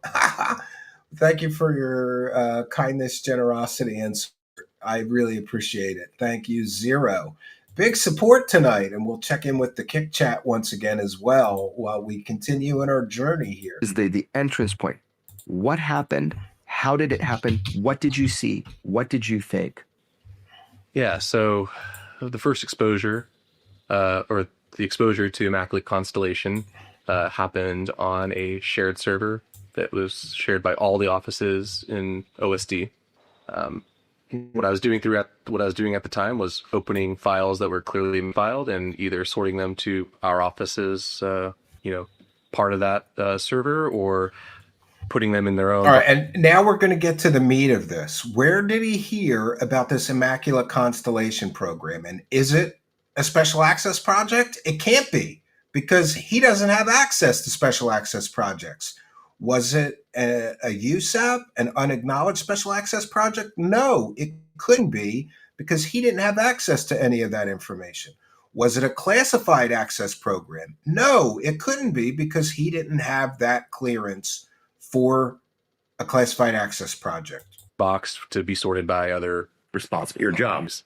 I mean, this is more like volunteer duty, but yes. So because you're a workaholic and you're curious and you read a lot, you come across a file that really is what leads us to being here today. It's the Schreiber file. Yeah, so it was labeled 2018 Schreiber War Game. Might have been brief or something else, but that's it. It is a file about a war game scenario. And I just want to put on the record for anybody that's not catching this. This guy wrote this whole thing about aliens and UFOs after seeing a file about a war game. And for those unaware, the military does all kinds of war games. Like maybe Russia invades, we'll do a war game for that. Maybe China invades. Maybe aliens invade. We'll have a war game for defending against aliens. I'm just putting out some possibilities here. He saw a file about a war game that took place. It's very important that we remember that the file that he's basing all this shit about aliens and UFOs was about a war game. For those unaware, war games are not real scenarios. If you do a war game about Russia invading the United States, it doesn't mean that Russia actually invaded the United States. If you do a war game about Mexico invading the Texas, it doesn't mean Mexico really invaded Texas. It means a fictional scenario used for training purposes. That's what a war game is. This guy saw a file about a fictional scenario used for training. And now we're getting to the meat of this. Are these guys really going to tell me that this guy destroyed his entire career because he saw a file about a fictional war game and thought it was real? It appears that way, friends. There's nothing about that screams, it's a very interesting thing. In fact, usually a lot of war game briefs are pretty boring. So there's nothing that stood out about it. Accidental exposure for you. 100%. You go into it, and what do you see? There's just a generic title slide. There's a banner without classification markings that just says Immaculate Constellation.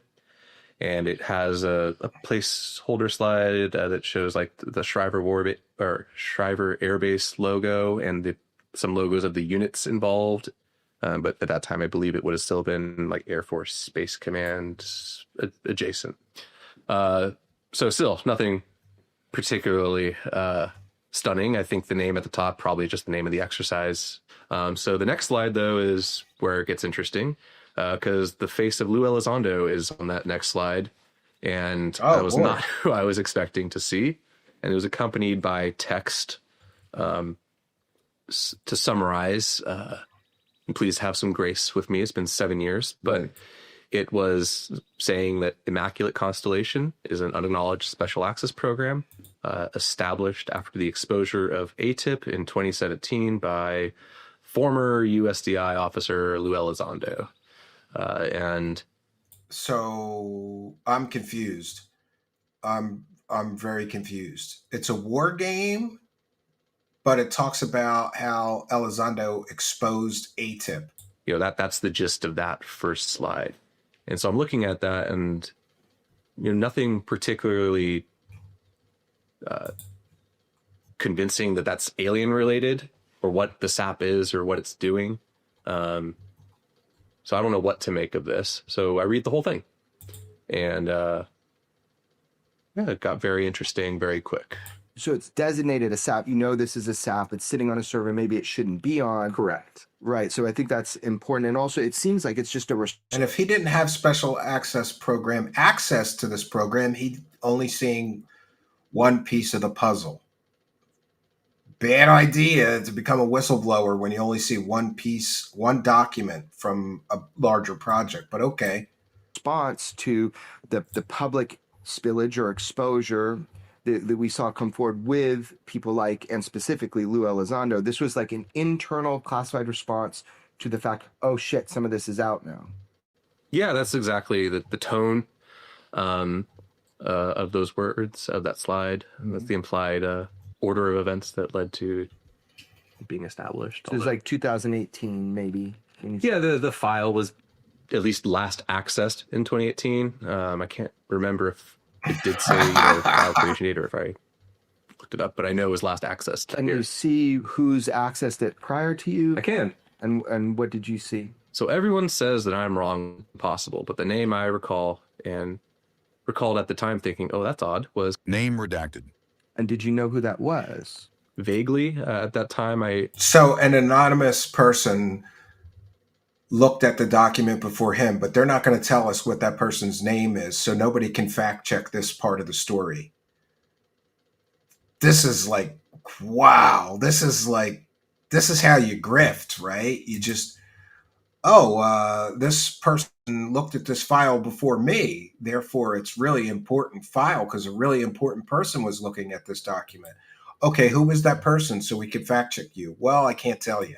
You know, people are considered superstars in leadership circles, so you just hear names like that, and that's what her name was. Why would that be impossible? Why are people now in retrospect, why are people telling you that would be impossible? Oh, she wasn't at the Pentagon then. Mm-hmm. Where was she? She was at the Pentagon, to my knowledge, but they're saying she wasn't there. Right. Interesting. So, all right. So Shriver War Games, you keep reading. There's a big slide with Lou Elizondo's face on it. What comes next? I mean, you get a sense that I shouldn't be able to read this here. No, not yet, actually. No, as soon as he knew it was from a special access program that he didn't have access to, he should know that he shouldn't be reading it. So that's inaccurate. Be clear, at that point in time, I had no formal training in what SAPs were. There was no SAP marking on this, just a name, Immaculate Constellation. The opening slide, you know, just we would call it improperly labeled, improperly classified. What was it? What did it show? So the next slide, the third slide about, just jumps straight into the mission of the SAP and showing what apparently the results of that mission are. And it's a collection incident in the Pacific Ocean. The subject of collection is several Russian naval intelligence vessels in the middle of the ocean at night. And above those vessels is a large black triangle. Oh, black triangles. This is a still image, but it is color. Okay, so that's the first kind of event, but what was the mission? What was the mission? That's what people want to know. What was the mission of the war game? A war game is a fictional scenario. What was the mission of the fictional scenario war game you saw the document about? What mission of Immaculate Constellation as described in the product? So in the product itself, you had to piece together the mission by reading the whole thing and kind of putting together the parts. You know, it never spelled out fully, like as it should, the mission of the SAP. And I assume that's because this... So it never spelled out the mission of the SAP. It was a document about a war game. Is a type of brief where there will be inserts to the deck, which would be okay. So he didn't even see the whole document. SAP control officer during the briefing that would provide another level of detail. But based on the information included in there and its description, the mission becomes apparent, and that is a bare minimum. It's the intelligence, surveillance, and reconnaissance mission of a global nature for UAPs and RVs, ARVs. The hesitation there is some time has passed. One of those acronyms is either RV or ARV, and that is how the triangle, in this case, was labeled. And for those unaware, the whole term ARV came from Mark McCandlish, who claimed the government were creating ARVs, or alien reproduction vehicles. But Mark McCandlish never proved any of his claims. He just drew a lot of pretty pictures and sold posters of the so-called ARV for many, many years. He tragically killed himself. He never provided proof of any of his UFO or alien claims. James 448. So even the term that he's using came from another proven UFO hoaxer or grifter. James 4488 says UFO factor. Well, thank you for that, and thank you for your support. Don't touch me, I'm crazy says, your opinion on the state of ufology in 2025. These guys have burned through any credibility the topic had since 2017. Their audience gets smaller with each new whistleblower. Yeah, I think it's a shit show, and it's slowly losing credibility. The height of UFOs and UAPs and there being really something to it, the height of the credibility factor was at 2017. But remember, the entire UFO craze started by the 2017 New York Times article was completely fake. So they basically ignited a firestorm of interest in a topic that seemed very credible And you're absolutely right. Don't touch me. I'm crazy. And thanks for realizing that. These guys that have been promoting this topic have been completely destroying this topic with fake shit, like flares claiming it's an alien spaceship, like Boca claiming it's a giant alien pyramid spaceship, and more. They just are destroying their own credibility when they keep putting forth these so-called whistleblowers with no evidence. And I think even some of the true believer side of this equation is getting tired. It's always chase the carrot. Big things are coming, new revelations soon to come, and they never seem to get here. And we get more stories, but we never seem to get evidence. For Christ's sake, Stephen Greer is putting out another documentary, and the trailer to it is filled with the same talking points that he hasn't proven from his last 3 documentaries. So I think the money is drying up some of these grifters, and things are going to change. But thank you. Don't touch me. I'm crazy. And thanks for being a big show supporter. Railroad Bum with 5. Thank you for felting these B-movie clowns, Stephen. You are the king, brother. God bless you and yours. Thank you, Railroad Bum, who's been a big show supporter for a long time now, and thank you for that. Love to see the continued support. We were almost finished through this, and then I have some thoughts to share from New York Post reporter Steven Greenstreet.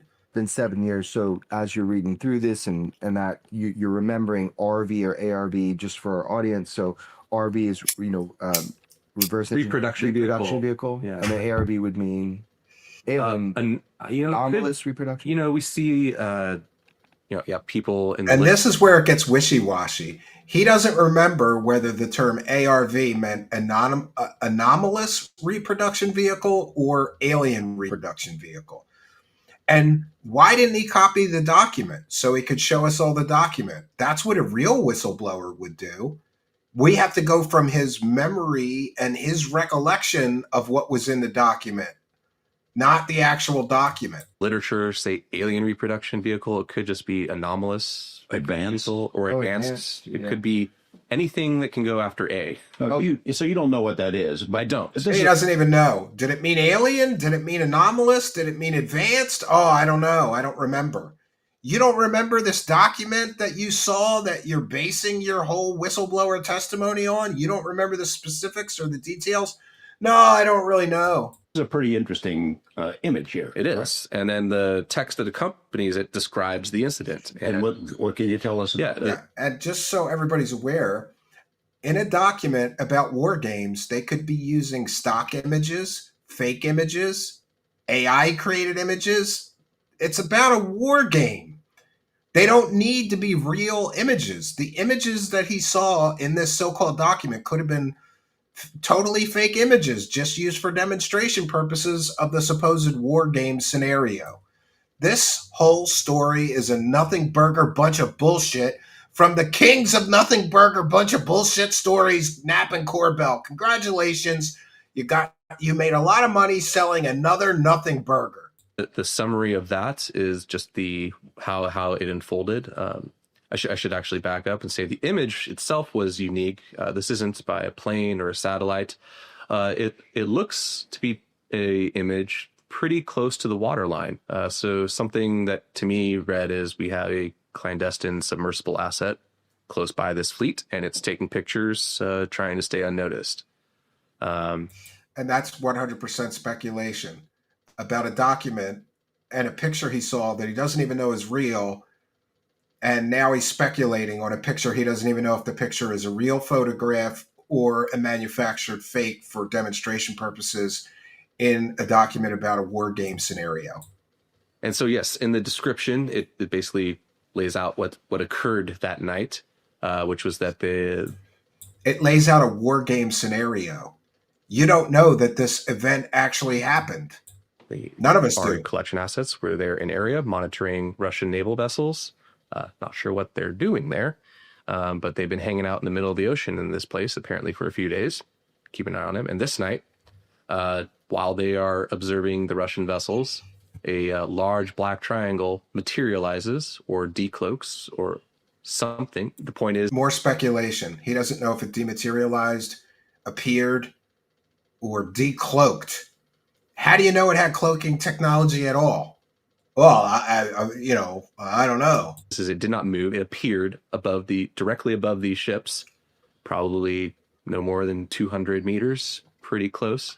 And interestingly, as noted in the report itself, there was no visible reaction from these vessels from what would almost certainly be considered a hostile approach. What do you take away from that? They didn't Yeah, speculate some more. Speculate some more. notice it, or they're not upset about it, or they don't know what to do with it, or what? So the implication also in the text describing it was, or sorry, I should say the analysis in the text was that the Russian Navy had foreknowledge that this vehicle would appear in that area of the ocean, and they were there specifically to either collect on it themselves or to interact with it in some way.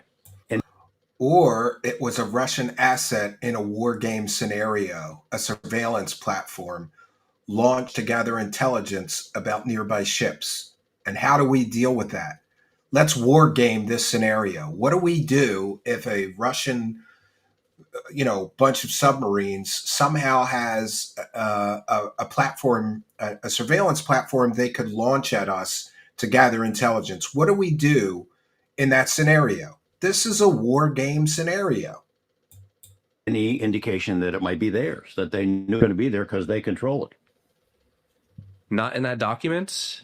And I haven't seen anything to make me think that they controlled that particular craft, but didn't see anything to the contrary either. I guess it could be that they've seen it before, that there's nothing. It could be that it's a war game scenario. You three bunch of morons, and it's a fictional scenario. War game, it's a war game document, which means right off the bat, this whole document he saw is about a fictional scenario, not a real scenario. It's a war game document. Nothing they can do about it, so don't get excited about it. Might be, although it is interesting, if it's something that's part of their environment, as it were, why are they making an effort to be in this space at this time to collect on something they already know about? Is it like in the middle of nowhere? Yeah, it's off the coast of Kamchatka, as I recall, in the Pacific Ocean. That's what struck me. I mean, my mind goes to the idea that they were kind of camped out, deep kind of ocean in this one specific area durationally. It kind of implies to me, if I'm thinking outside the box here, there's some form of comms or communication with whoever the operators are of this craft. Am I going too far with that idea? Or? I think it's a reasonable one to have, but more it's not speculation. One that I can validate. Yeah, let's be clear. You were exposed to something. We're just touching the basics here. We're theorizing. We're talking about a bunch of stuff we don't know, but the descriptions that you were exposed to kind of give you a little insight that we can at least look at some of those assumptions. Right. Right, yeah, absolutely. The description's and about I'm sure a fictional war game scenario. Literature out there that what can a help nothing narrow burger down. story. I really hope this guy doesn't wreck his whole career over this. Term before, and it doesn't give you the full picture there, but what other additional information did it give about what this was and how it operates? Just describe the events and that analysis one of the largest of the ports events in Russia the Russians with having military foreknowledge to be simulation. there. Wild, wild. And describing how the event occurred, as I just went over. So this is a page turner. So you're interested. Yeah, you're curious. Yeah, now. Absolutely. That gives it away that it's a fictional scenario. And it was disappointing because we get into a couple slides of orbs, and I had already seen orbs at this point in an official setting. So the next pages show orbs from different parts of the world. Mm-hmm. It looks like the pattern is that under this immaculate constellation, they're gathering UAP images from all over the place. Absolutely. I mean, that's the core of it, right? Is the idea that we collect data on these UAP, and someone needs to bring them, collate them together to provide intel to who needs it. And we're assuming, or not assuming, it's been pretty laid out, the Immaculate Constellation was a kind of place to bring everything together. In a fictional war game scenario. It's an important distinction here. This is a document he saw about a fictional war game scenario, you morons. But hey, we can sell this to morons on the internet as proof that the government has a program like this. And we've heard from several government sources that say there is no government program named Immaculate Constellation. But you know where there might be a program named Immaculate Constellation? in a fictional war game scenario, you morons. Just checking in with the Kick chat. I want to give a big shout out and a thank you to a big time Kick supporter. Clydesdale is over in the Kick.com chat and has gifted one subscription to a member of the Kick chat. So thank you, Clydesdale, for your kindness, generosity, and support. It is much, much appreciated. Provide those briefings to see. Thank you, Clydesdale, and thank you for all the previous times you've subbed or bought a sub. We really appreciate you, Kick subscribers. Thanks for doing that. Big ups to Clydesdale. Your leadership. Let's go. Let's get some more subs. I'm about to provide We need 100 sub bomb for tonight to make me smile. Don't you want to see me smile? but definitely to collect data from the military intelligence enterprise specifically, and the sensors associated with that. And yes, to collect that data, centralize it, and have it there for presumably both analysis and, operational needs. Or war game scenarios. The Shriver War Games document with the images. 12 pages, 15 pages, somewhere in there? Yeah, I'd say 12 to 15, but probably more like 12. And is that the only document you ever saw where the term Immaculate Constellation was used? Until I wrote one, yeah. Until I fictionalized it so that my UFO grifter friends could sell it. Yeah. So he sees one document with the term Immaculate Constellation that was from a war game scenario, a fictional scenario. And then he speculated out the wazoo and created this Immaculate Constellation document. The Aero office and Dr. Sean Kirkpatrick called the UFO community thing a self-licking ice cream cone. This guy's licking he's creating self-licking ice cream cone. Well, I saw a document and it said Immaculate Constellation in it. I only saw that term in one government document. So then I extrapolated and speculated that this meant something about UFO and alien crash retrieval. I wrote a whole big document about it that got submitted to Congress, so I wasted the government's time because I saw this term in a fictional war game scenario document about a fictional scenario, a war game. Welcome to the UFO community, friends. Some whistleblower. Get into that, but instead of go through page, people will be so curious. So what comes on the fourth page? Talk us through the pages. Just go ahead. On the next episode. Oh, you got to have a big cliffhanger so that you can sell this shit, right? Episode of Weaponized. When I was in USDI, I read the transcripts of Sean Kirkpatrick briefing Senator Rubio, Senator Warren, and Senator Gillibrand on the results of investigation in his congressionally tasked Aero report. I read these transcripts once and immediately knew. Here we go, big cliffhanger. Make sure you tune into part 2 of Nothing Burger whistleblower Matthew Brown. That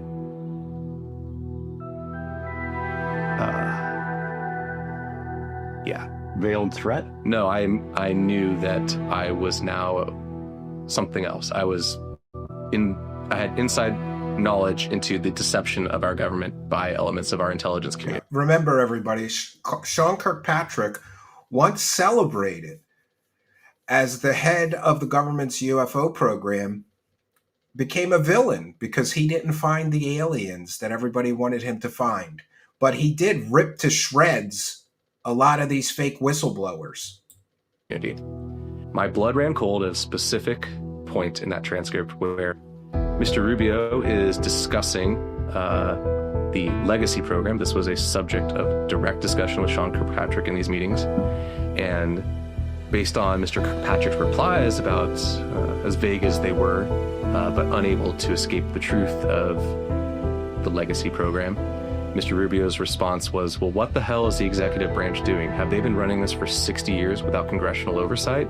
The process of Grush coming... A fair question, when you... from Rubio, if you see all this smoke, well, there has to be something there. Sean Kirkpatrick and Aero were willing to look at anybody's evidence, including Dave Grush. None of these so-called whistleblowers were able to provide the government head of the UFO's government program any evidence of their claims.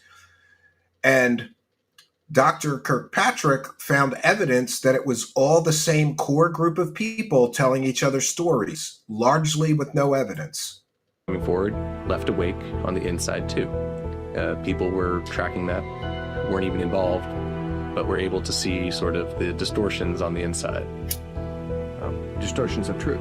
Exactly, but also, bureaucracy. For Jeremy Corbell to mention a term like distortions of truth, is it a distortion of truth to sell people flares and claim it's a fucking alien spaceship, you asshole, Corbell?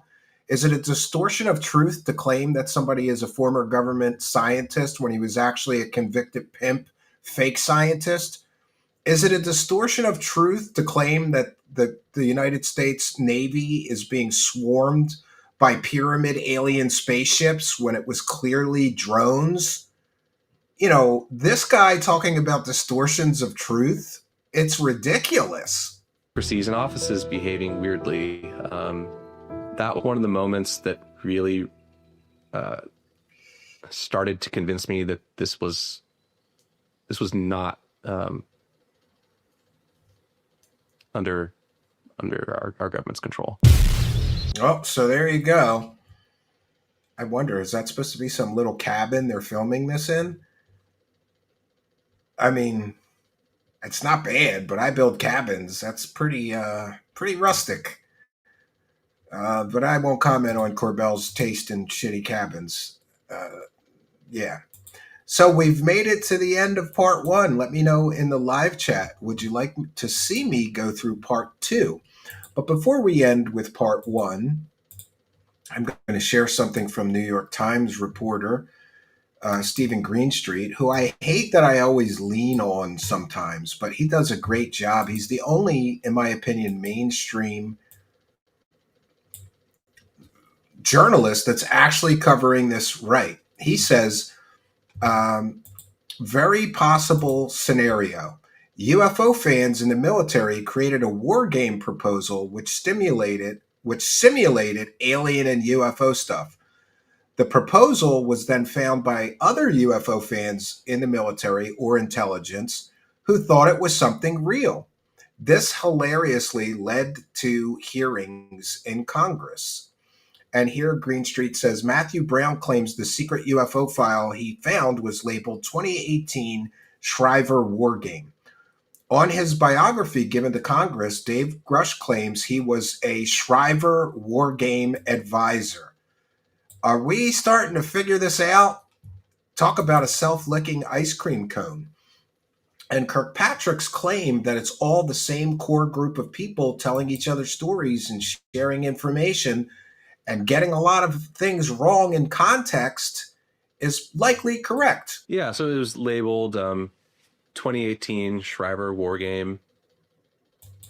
David Grush. Here's David Grush's resume. Now remember, David Grush made all those alien claims, right? Government has secret technology. The government has alien biologics or whatever. Non-human intelligence biologics. Interdimensional space monsters are visiting Earth and murdering humans. And here we go. Professional certifications. Shriver War Game HLC Advisor. It's one big circle jerk, friends, with the same group of people jerking each other off, getting their disclosure boners off. What a bunch of bullshit. And remember, who pushed the Grush story really hard? Oh, Corbell and George Knapp. Isn't that interesting? Yes. Isn't that interesting? I think that's very interesting. So talk about an incestuous kind of situation where the same group of people are coming out and promoting these stories largely without evidence. And I think it's very possible that Grush was involved in the writing or something to do with that war game scenario. And it's very important that we realize that a war game scenario is fictional. Just because somebody writes a war game scenario where aliens, invade Earth or people in the war game see an unknown craft doesn't mean aliens are visiting Earth. It's so stupid. It's so childish, but welcome to UFO land. Culinary Quest says, keep exposing these bastard grifters. I believe I will. And thank you, Culinary Quest. That's the first time supporter. I hope that won't be the last time you support us. We appreciate all the support, whether you're a first time supporter or whether you are a long term supporter. Thanks to all of you for the kindness, generosity, and support. SC Din says, ufology is turning into the category of Bigfoot mythology. It sure is. I think Bigfoot's more credible than UFOs at this point. It's really getting ridiculous. So comments and questions, please put them in all capital letters for me, both in the Kick Chat. I'll check in with the Kick Chat. Put your questions for me in the Kick Chat in all capital letters. Please do that now. I'll be taking some comments and questions from the live chat. Bandu in the Kick Chat says, I love you, Steven Cambion. Yes, do part 2. I believe we will. Next, we unlock Al Capone's ice cooler, says Clydesdale. Clydesdale says he's thinking, oh, that's a cool idea. I'll use it for my next war game. Yeah, and then somebody else found it. This is just so stupid. This story is the dumbest one from Corbell and Jeremy and George Knapp yet. Like, no real journalist would publish this story. They would go, oh, you saw a war game scenario document. You know, war games are fictitious, right? They just make up scenarios. This is getting to the point of ridiculousness, but here we are. So I'll take comments and questions from the live chat, put them in all capital letters. Page 5 watch party is here. Thoughts on DSP being an alien sent to troll us and steal money from the short bus riders? That's absolutely a true story, 100%. Yeah, I'm going to grift off of him being an alien sent to scam people for money. David Wilcox sent a nude picture to Gaia. Yes. Follow me on Twitter, @Steven Cambion. There's a great story right now. Breaking story. David Wilcox just scored another L. You know what? We'll cover that right now. And maybe I will be able to clip this. Maybe I'll be able to clip this and cut it to a separate video. So let me answer any questions first that we have, and then we'll move to covering David Wilcox's latest big loss. Page 5 watch party. Yes. A strange game. The only winning move is not to play. Ryan says, Steve, I vote for you to cover part 2 and maybe part 3, which they made the biggest deal of. Part 3. Yeah. We if we can find the time, we will. David Wilcox is desperate and not okay. Absolutely. All right, so I'm going to get set, and if you guys don't mind, I'm going to cut a separate video, which we can cut from this video later and upload as a separate video. It's a great story because apparently David Wilcox is fucked. He's fucked, friends. Gaia TV is going to wreck him. Inform David Wilcox in Wilcox comments section of our blessed leader, Steven Cambion. God bless. We're all Steven, just so you all know. Part 2, please, says Dave B. I'll do it. We're going to do it. I have to find some time. But you know, Dave B. and everybody, I've been really trying to change my schedule to allow for afternoon shows. The problem is I have to get my children off the bus at around 3:30. So I would have to start any afternoon shows by 1:30, which means getting up at a reasonable morning time hour to be ready for that. And but I'm working on that. So we're going to try to start doing many more live shows. I know it's nobody's problem or concern, and I don't want to appear ungrateful because this happens every year. But every year, as soon as the late spring, early summer start to happen, the numbers for views drop off, the live viewers drop off, the support drops off, and that is a normal occurrence. That's because people start going outside more. They're not so connected to their computers. So I think to compensate for that, I'm just going to start doing some more shows, and people that like the show will benefit, of course, from, like, what if we did, I don't know, 8 live shows, 3 of them or 4 of them being early afternoon shows. And I've never tried, well, occasionally I've tried early afternoon shows. They seem to have been well attended.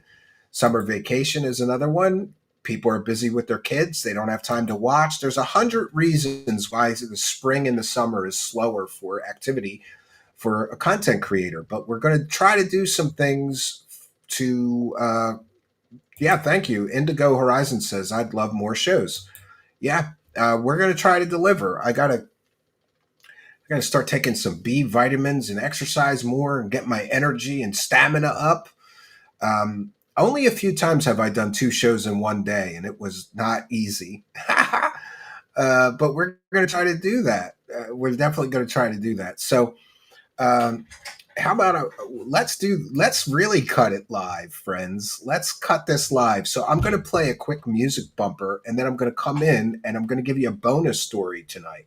And let no man say that I'm a greedy bitch like Darkside Phil, because he doesn't even give people the bonus material he promises when he hits his goal. We're pretty far from the goal. We're at 10 of 30 for the goal tonight, but that's okay. I'm going to give you a great bonus story, even though we didn't hit the goal tonight, because I appreciate all the support we did get.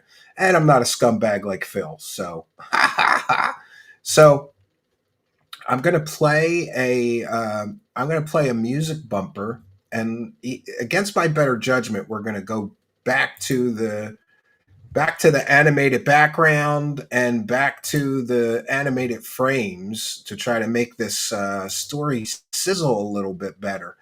But we've been having a lot of trouble with our software, so I apologize if we have any technical issues or glitches. It'll be a good test right at the end here, see if we have that sync problem or not. So I'm going to knock myself out of the stream. We're going to play a quick bumper. Then I'm going to share with you this fantastic story brought to us by our new investigative journalist and contributing producer, John Spadevechia. He got another scoop already. He's only been officially working with or for us for 2 days now, and he's already got a second scoop. I love John. What a great reporter he is, and he'll make an excellent part of Team Truth Seekers. We're going to try to transition so that it's not just me having to do all this anymore. And I'm thankful for the help and support of so many people who've contributed to the show. Spooky comes to mind, and Arlene, Armad, and we've got Mysterion with all the AI stuff, and now John with some excellent reporting. 1 second here. All right, so I have things prepped. I'm going to knock myself out here, and we're going to play a quick music bumper. Then I'm going to come in and give you the bonus material, and then we're going to cut this into a separate video because it's really its own story. David Wilcock just scored another big L, right? While he's claiming that he's going to sue me and spend $1 million suing me, and that I'm a terrorist, sending bombs and suspicious packages in the mail, and I'm extorting money from him, and I'm stealing money from his bank account, and he's going to get me the death penalty or at least life in prison. Well, it looks like Mr. Wilcock's legal problems are getting worse. And I'm here for it. So let me drop out. I will be right back, I promise. We're going to play a quick intro bumper so that we can cut this video super easy when I'm done tonight's broadcast. And thank you all for being here. This is a live show, and I'd like to cut these extra videos live if possible. We haven't been doing much of that lately, but I'm going to try to do it right now. I try to just do this and make my editing job as easy as possible, so I'll try to get it right. I'll be right back, friends.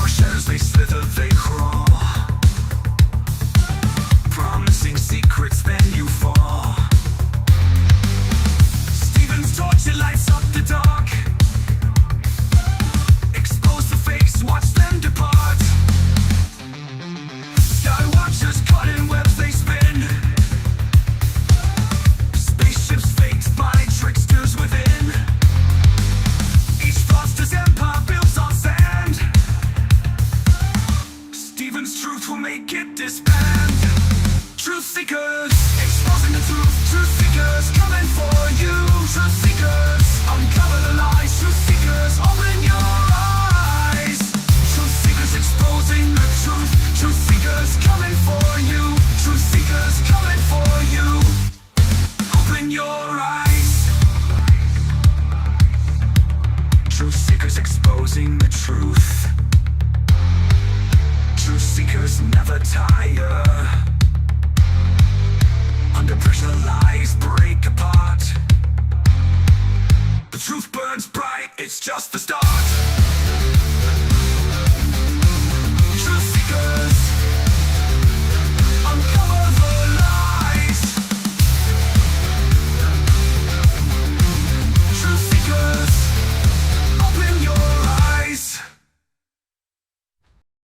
Greetings and salutations, friends, and welcome back.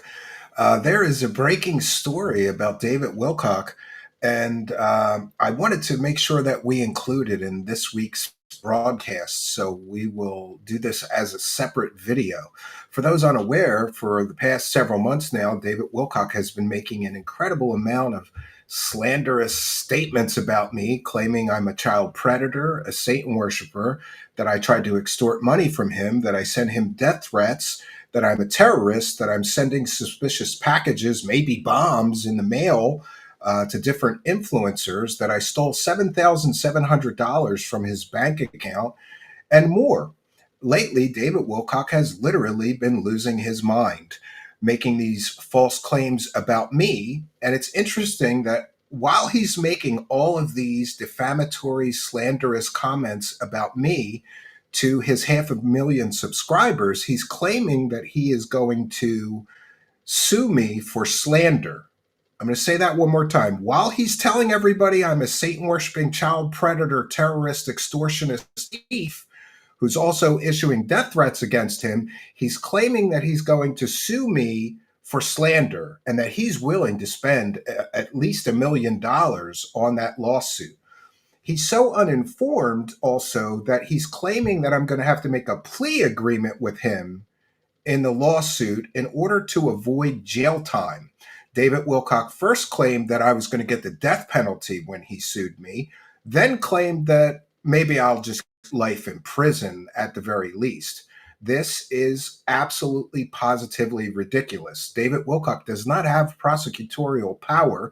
He has previously claimed that I was under criminal investigation by both the Colorado Sheriff's Department and the Philadelphia Police Department, which I proved to be 100% false. David Wilcock also falsely claimed that I got him swatted, but we contacted the Colorado Sheriff's Department and we got the body cam footage and the police reports, which proved that David Wilcock was never swatted. Someone called animal control on him because they believed he was neglecting his very sick and dying dog.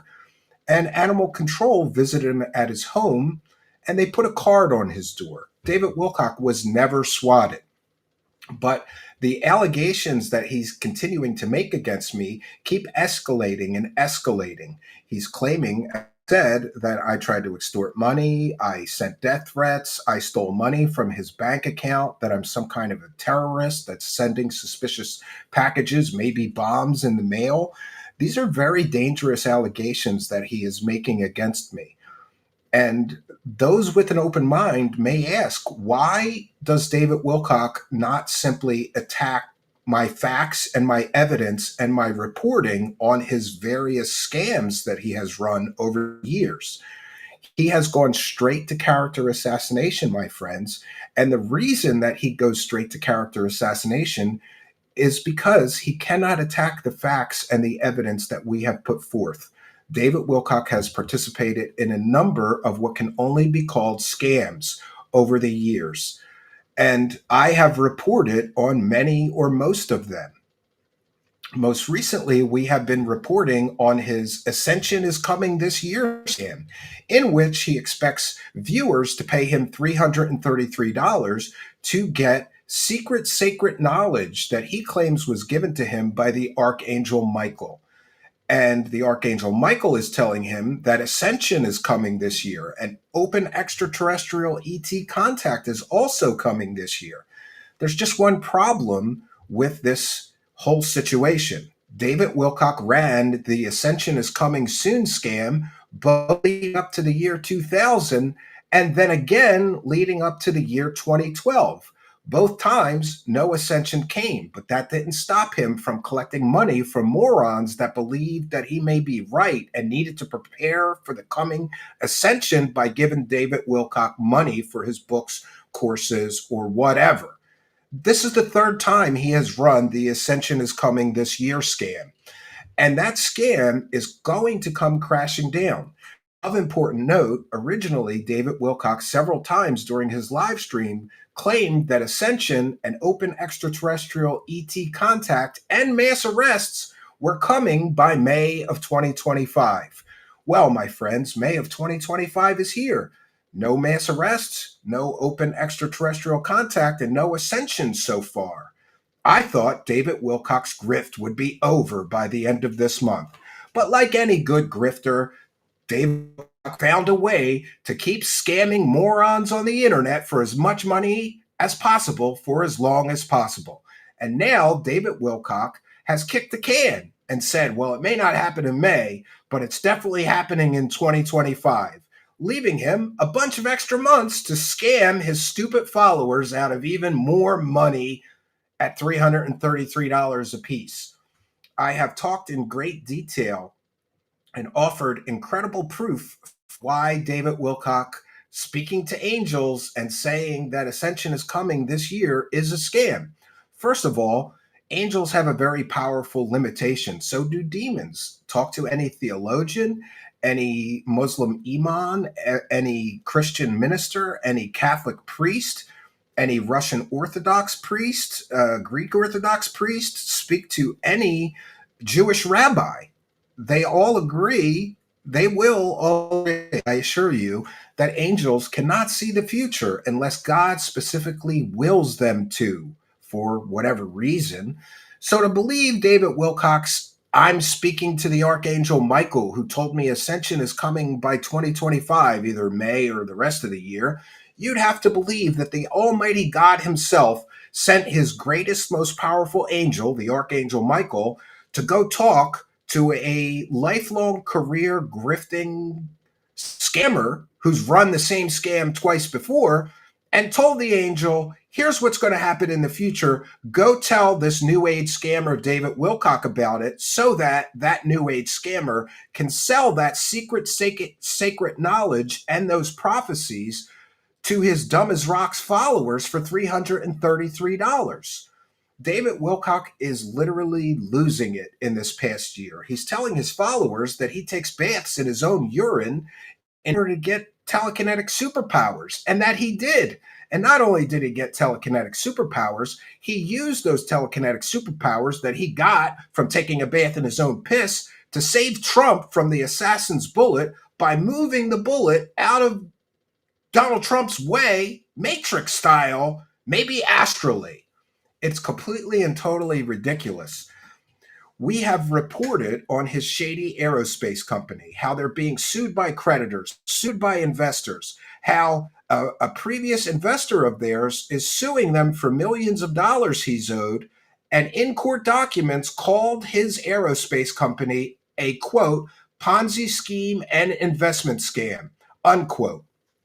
We have continued to follow up on this shady aerospace company, which has been in business for 30 years but never made a single airplane product or service. It turns out their only form of income the last few years has been one from a garbage dumpster company that was storing garbage dumpsters in their hangar facility in Niagara, New York, and two, from a septic company which was dumping, quote, fill, whatever that is, maybe sewage, I don't know, on their property, prompting the local officials to evict his shady aerospace company from a portion of their property, which I suppose was getting sewage illegally dumped onto it, or fill, whatever that is.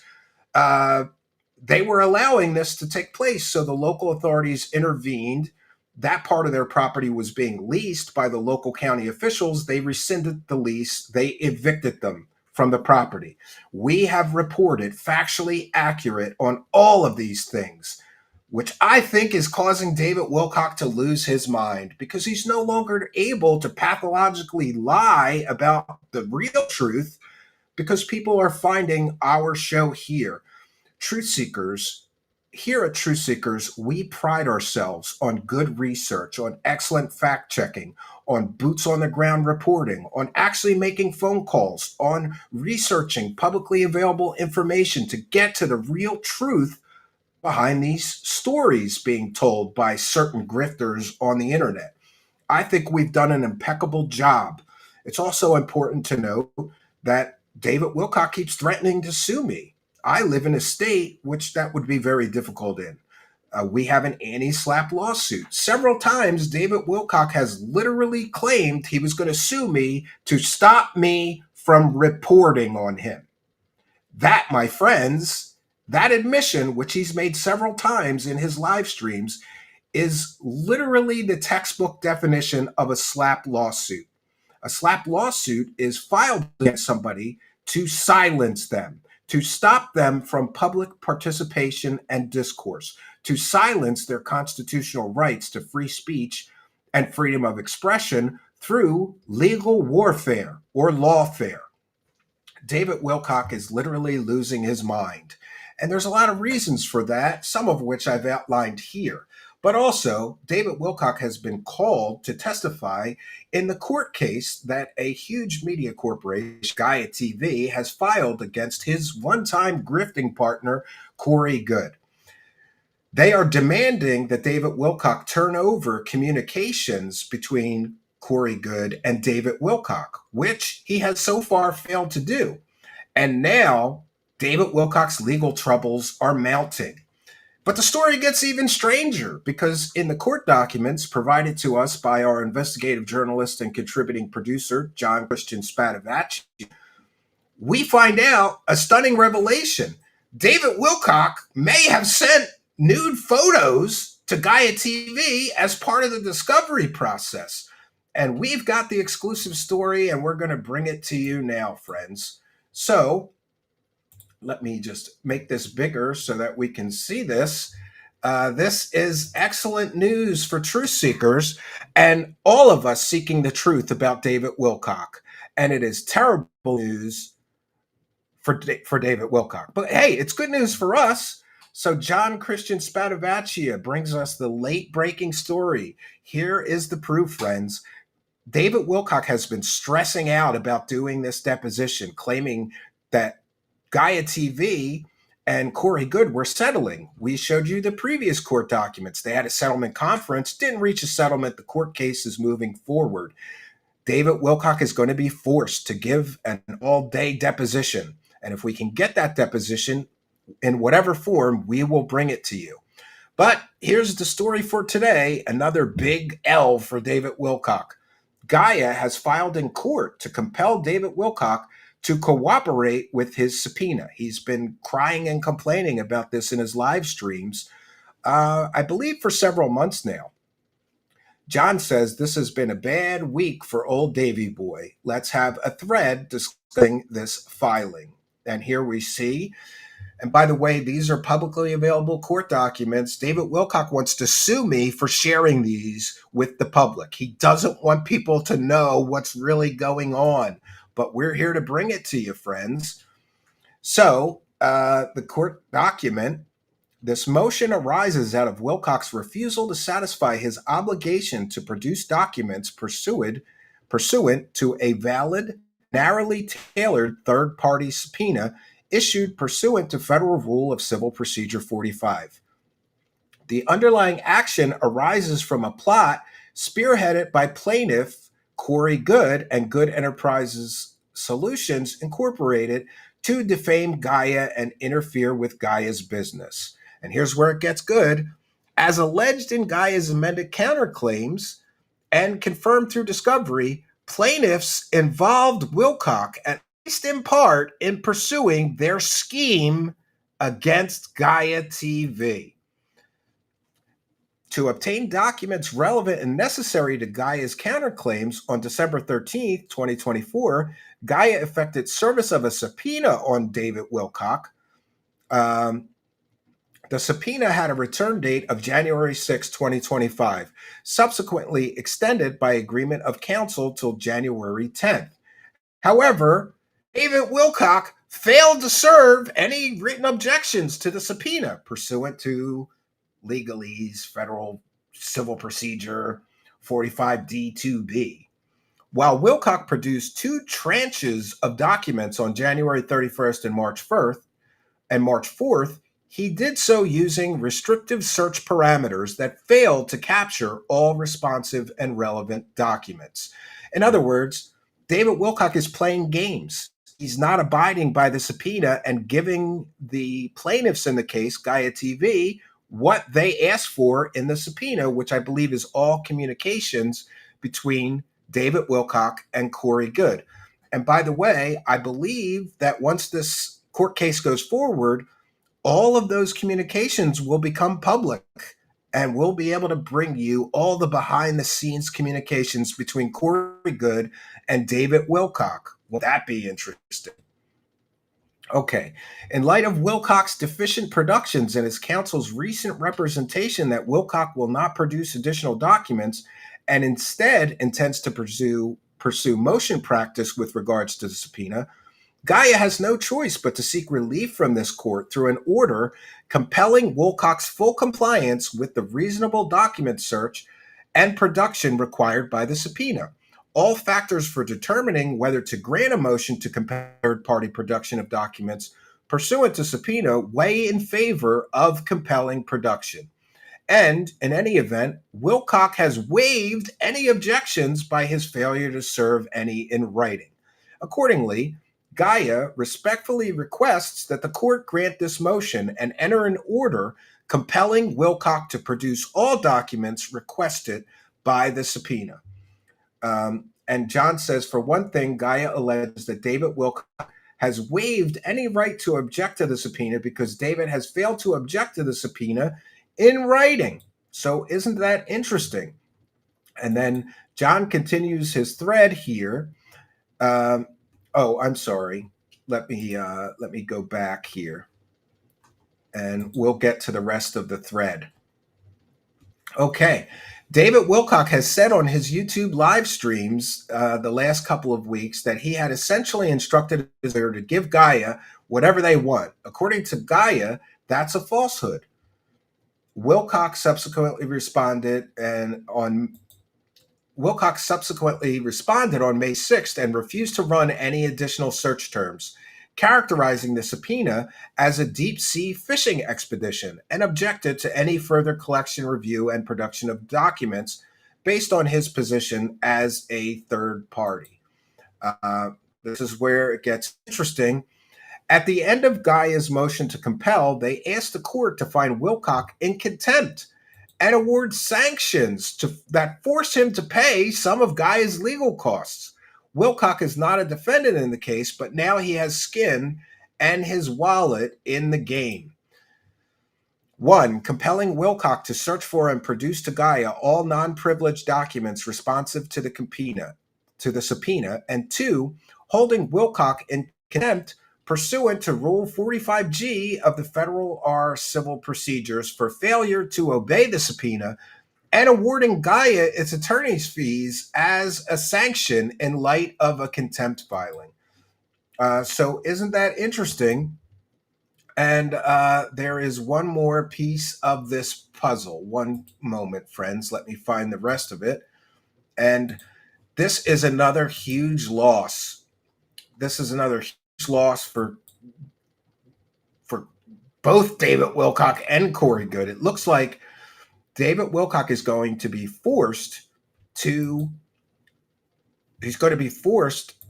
produce all the documents that Gaia TV want, which many people believe will incriminate both David Wilcock and Corey Good in their scheme to damage Gaia TV. One moment. But the strangest part of this court filing is right here. John Christian Spadevechia, in all big caps, just said, he writes, Wilcox sent Gaia nudes. Wilcox sent Gaia nudes. I can't stop laughing. So this is another part of the court filing from Gaia. At the same time, Gaia flagged that Wilcox had produced a non-responsive and lewd photograph and requested an explanation regarding how that photograph came to be included in the production. Yeah, imagine filing a subpoena for documents from David Wilcox and he sends you nude or lewd photos. In response, Wilcox counsel stated, as you requested a production of information between Mr. Wilcox and Corey Good, the included single photograph was part of that exchange. As such, it was included and not removed, as the photograph was within the search and date range. Gaia goes on to say, this response and the photograph's inclusion at all demonstrate a clear misunderstanding of the information sought in the subpoena and is further proof that David Wilcox did not conduct his search and review of documents in good faith. Moreover, the explanation is inconsistent with later communications in which Wilcox counsel made clear that Wilcox production was limited in material respects based on an assessment of what documents were relevant to the action and permitted to be obtained via the subpoena.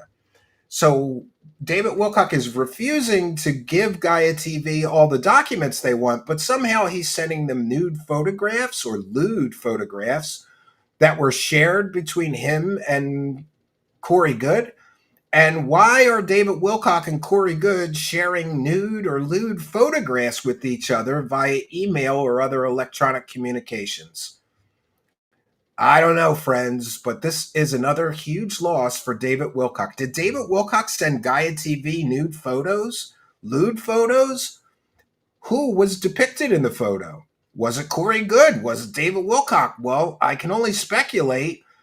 Who knows? All we know from this court filing is that David Wilcox and Corey Good were sharing lewd or nude photos with each other via electronic communications, and somehow David Wilcox thought it would be a good idea to include those in the documents he produced as part of this subpoena process. So, my friends, there we have it, another huge loss for David Wilcox. And what can I say? David Wilcox has been claiming an incredible amount of stuff. I think that he's under tremendous stress, financial stress. His grift is coming crashing down, stress, legal stress. He's going to have to give a deposition, friends. He's going to have to produce all the documents that Gaia TV want. It's a legal process. He can't not give them the documents they want.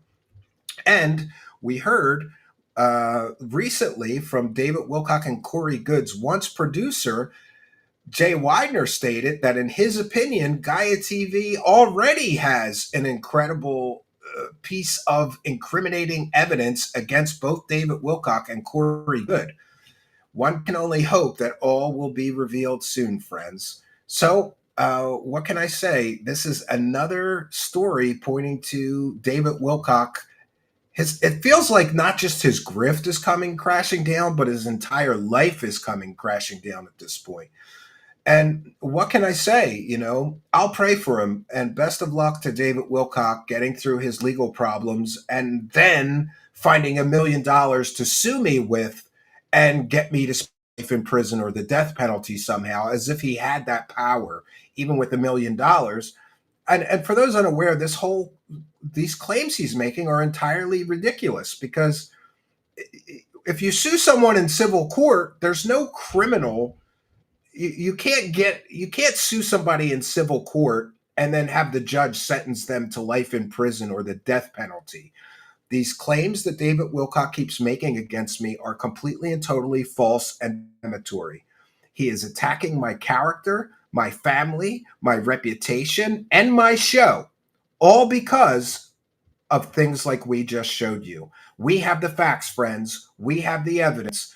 And we have the overwhelming proof that he does not want you to see. Don't be a mindless sheep. Don't allow David Wilcox and his echo chamber to mislead you or manipulate you. Seek the truth and find it. Only on Truth Seekers, friends. All right, friends. I'm happy with that. We'll cut it at that. Let me catch up with the live chat.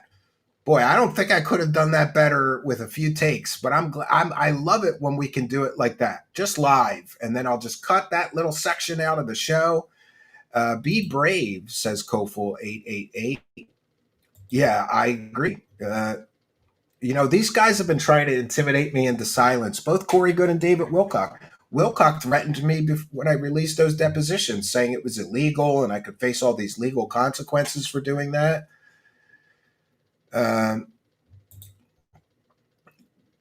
Need to think. Yeah. The worst thing you can accuse somebody of, especially a man with a wife and children of his own, of being a child predator, especially with no evidence. But it is what it is. I have two choices. Everybody's telling me to sue David Wilcock. Well, here are my choices. I've been saving money to take my two boys and my wife to Disneyland. And, have that big family Disneyland vacation that everybody should have at least once in their life. And my choices are to take that money that I've been setting aside for my family vacation so my children can both see Disneyland, neither of them have ever been. Take that money and use it to hire a lawyer to get David Wilcock to stop making these false defamatory accusations about me to 500,000 people every week, or to take my family on that vacation that my wife and I have been promising these boys. And you know what I'm going to pick. I'm not going to waste money on a lawyer to shut this lunatic up. I'm going to continue to report on him. I'm going to chip away at his grift and his scam, one little chip at a time. However long it takes, I will do that. Koful says, true, your choice. He thinks if somebody buys stock in Stavati, he can use that money from the proceeds to pay off his private debts. Yeah, it's pretty ridiculous. So we've done our due diligence. I even gave you guys a bonus story tonight. We'll be cutting that to a separate video later this evening. I'll probably post it tomorrow. So thank you all for being here, both for the main event tonight and for the little bit of extra bonus content I could. And by the way, I learned to cut these live by watching John from the Black Vault. I would usually do it offline, but then I would screw it up because you're not like pumped and ready for broadcast, I guess. I don't know. I'd make a lot of mistakes, have to do a lot of editing. Since I've been cutting them live, they go much, much better. So we want to take a moment to thank all of you kind and generous benefactors, you Patreon supporters, you YouTube channel members, you Kick subscribers, you people gifting YouTube channel memberships, you people gifting Kick subs, you PayPal pledgers, people buying me a coffee, people throwing super chats or super stickers at me, or super thanks. Did you know you could throw a few bucks in our hat, even if you're watching a replay, and I will personally reply to your super thanks and thank you. We read every super chat. That's the least I can do. So we've done our due diligence, friends, and I will be back tomorrow night at 7 p.m. Eastern Standard Time. I've got a great and fun show planned for you. No place I would rather be, and I hope you'll be here with me. Tomorrow night, 7 p.m. Eastern Standard Time, next live broadcast. So that's all I got for you, friends. Until next time, my name is Stephen Cambion. Good night, and God bless all of you.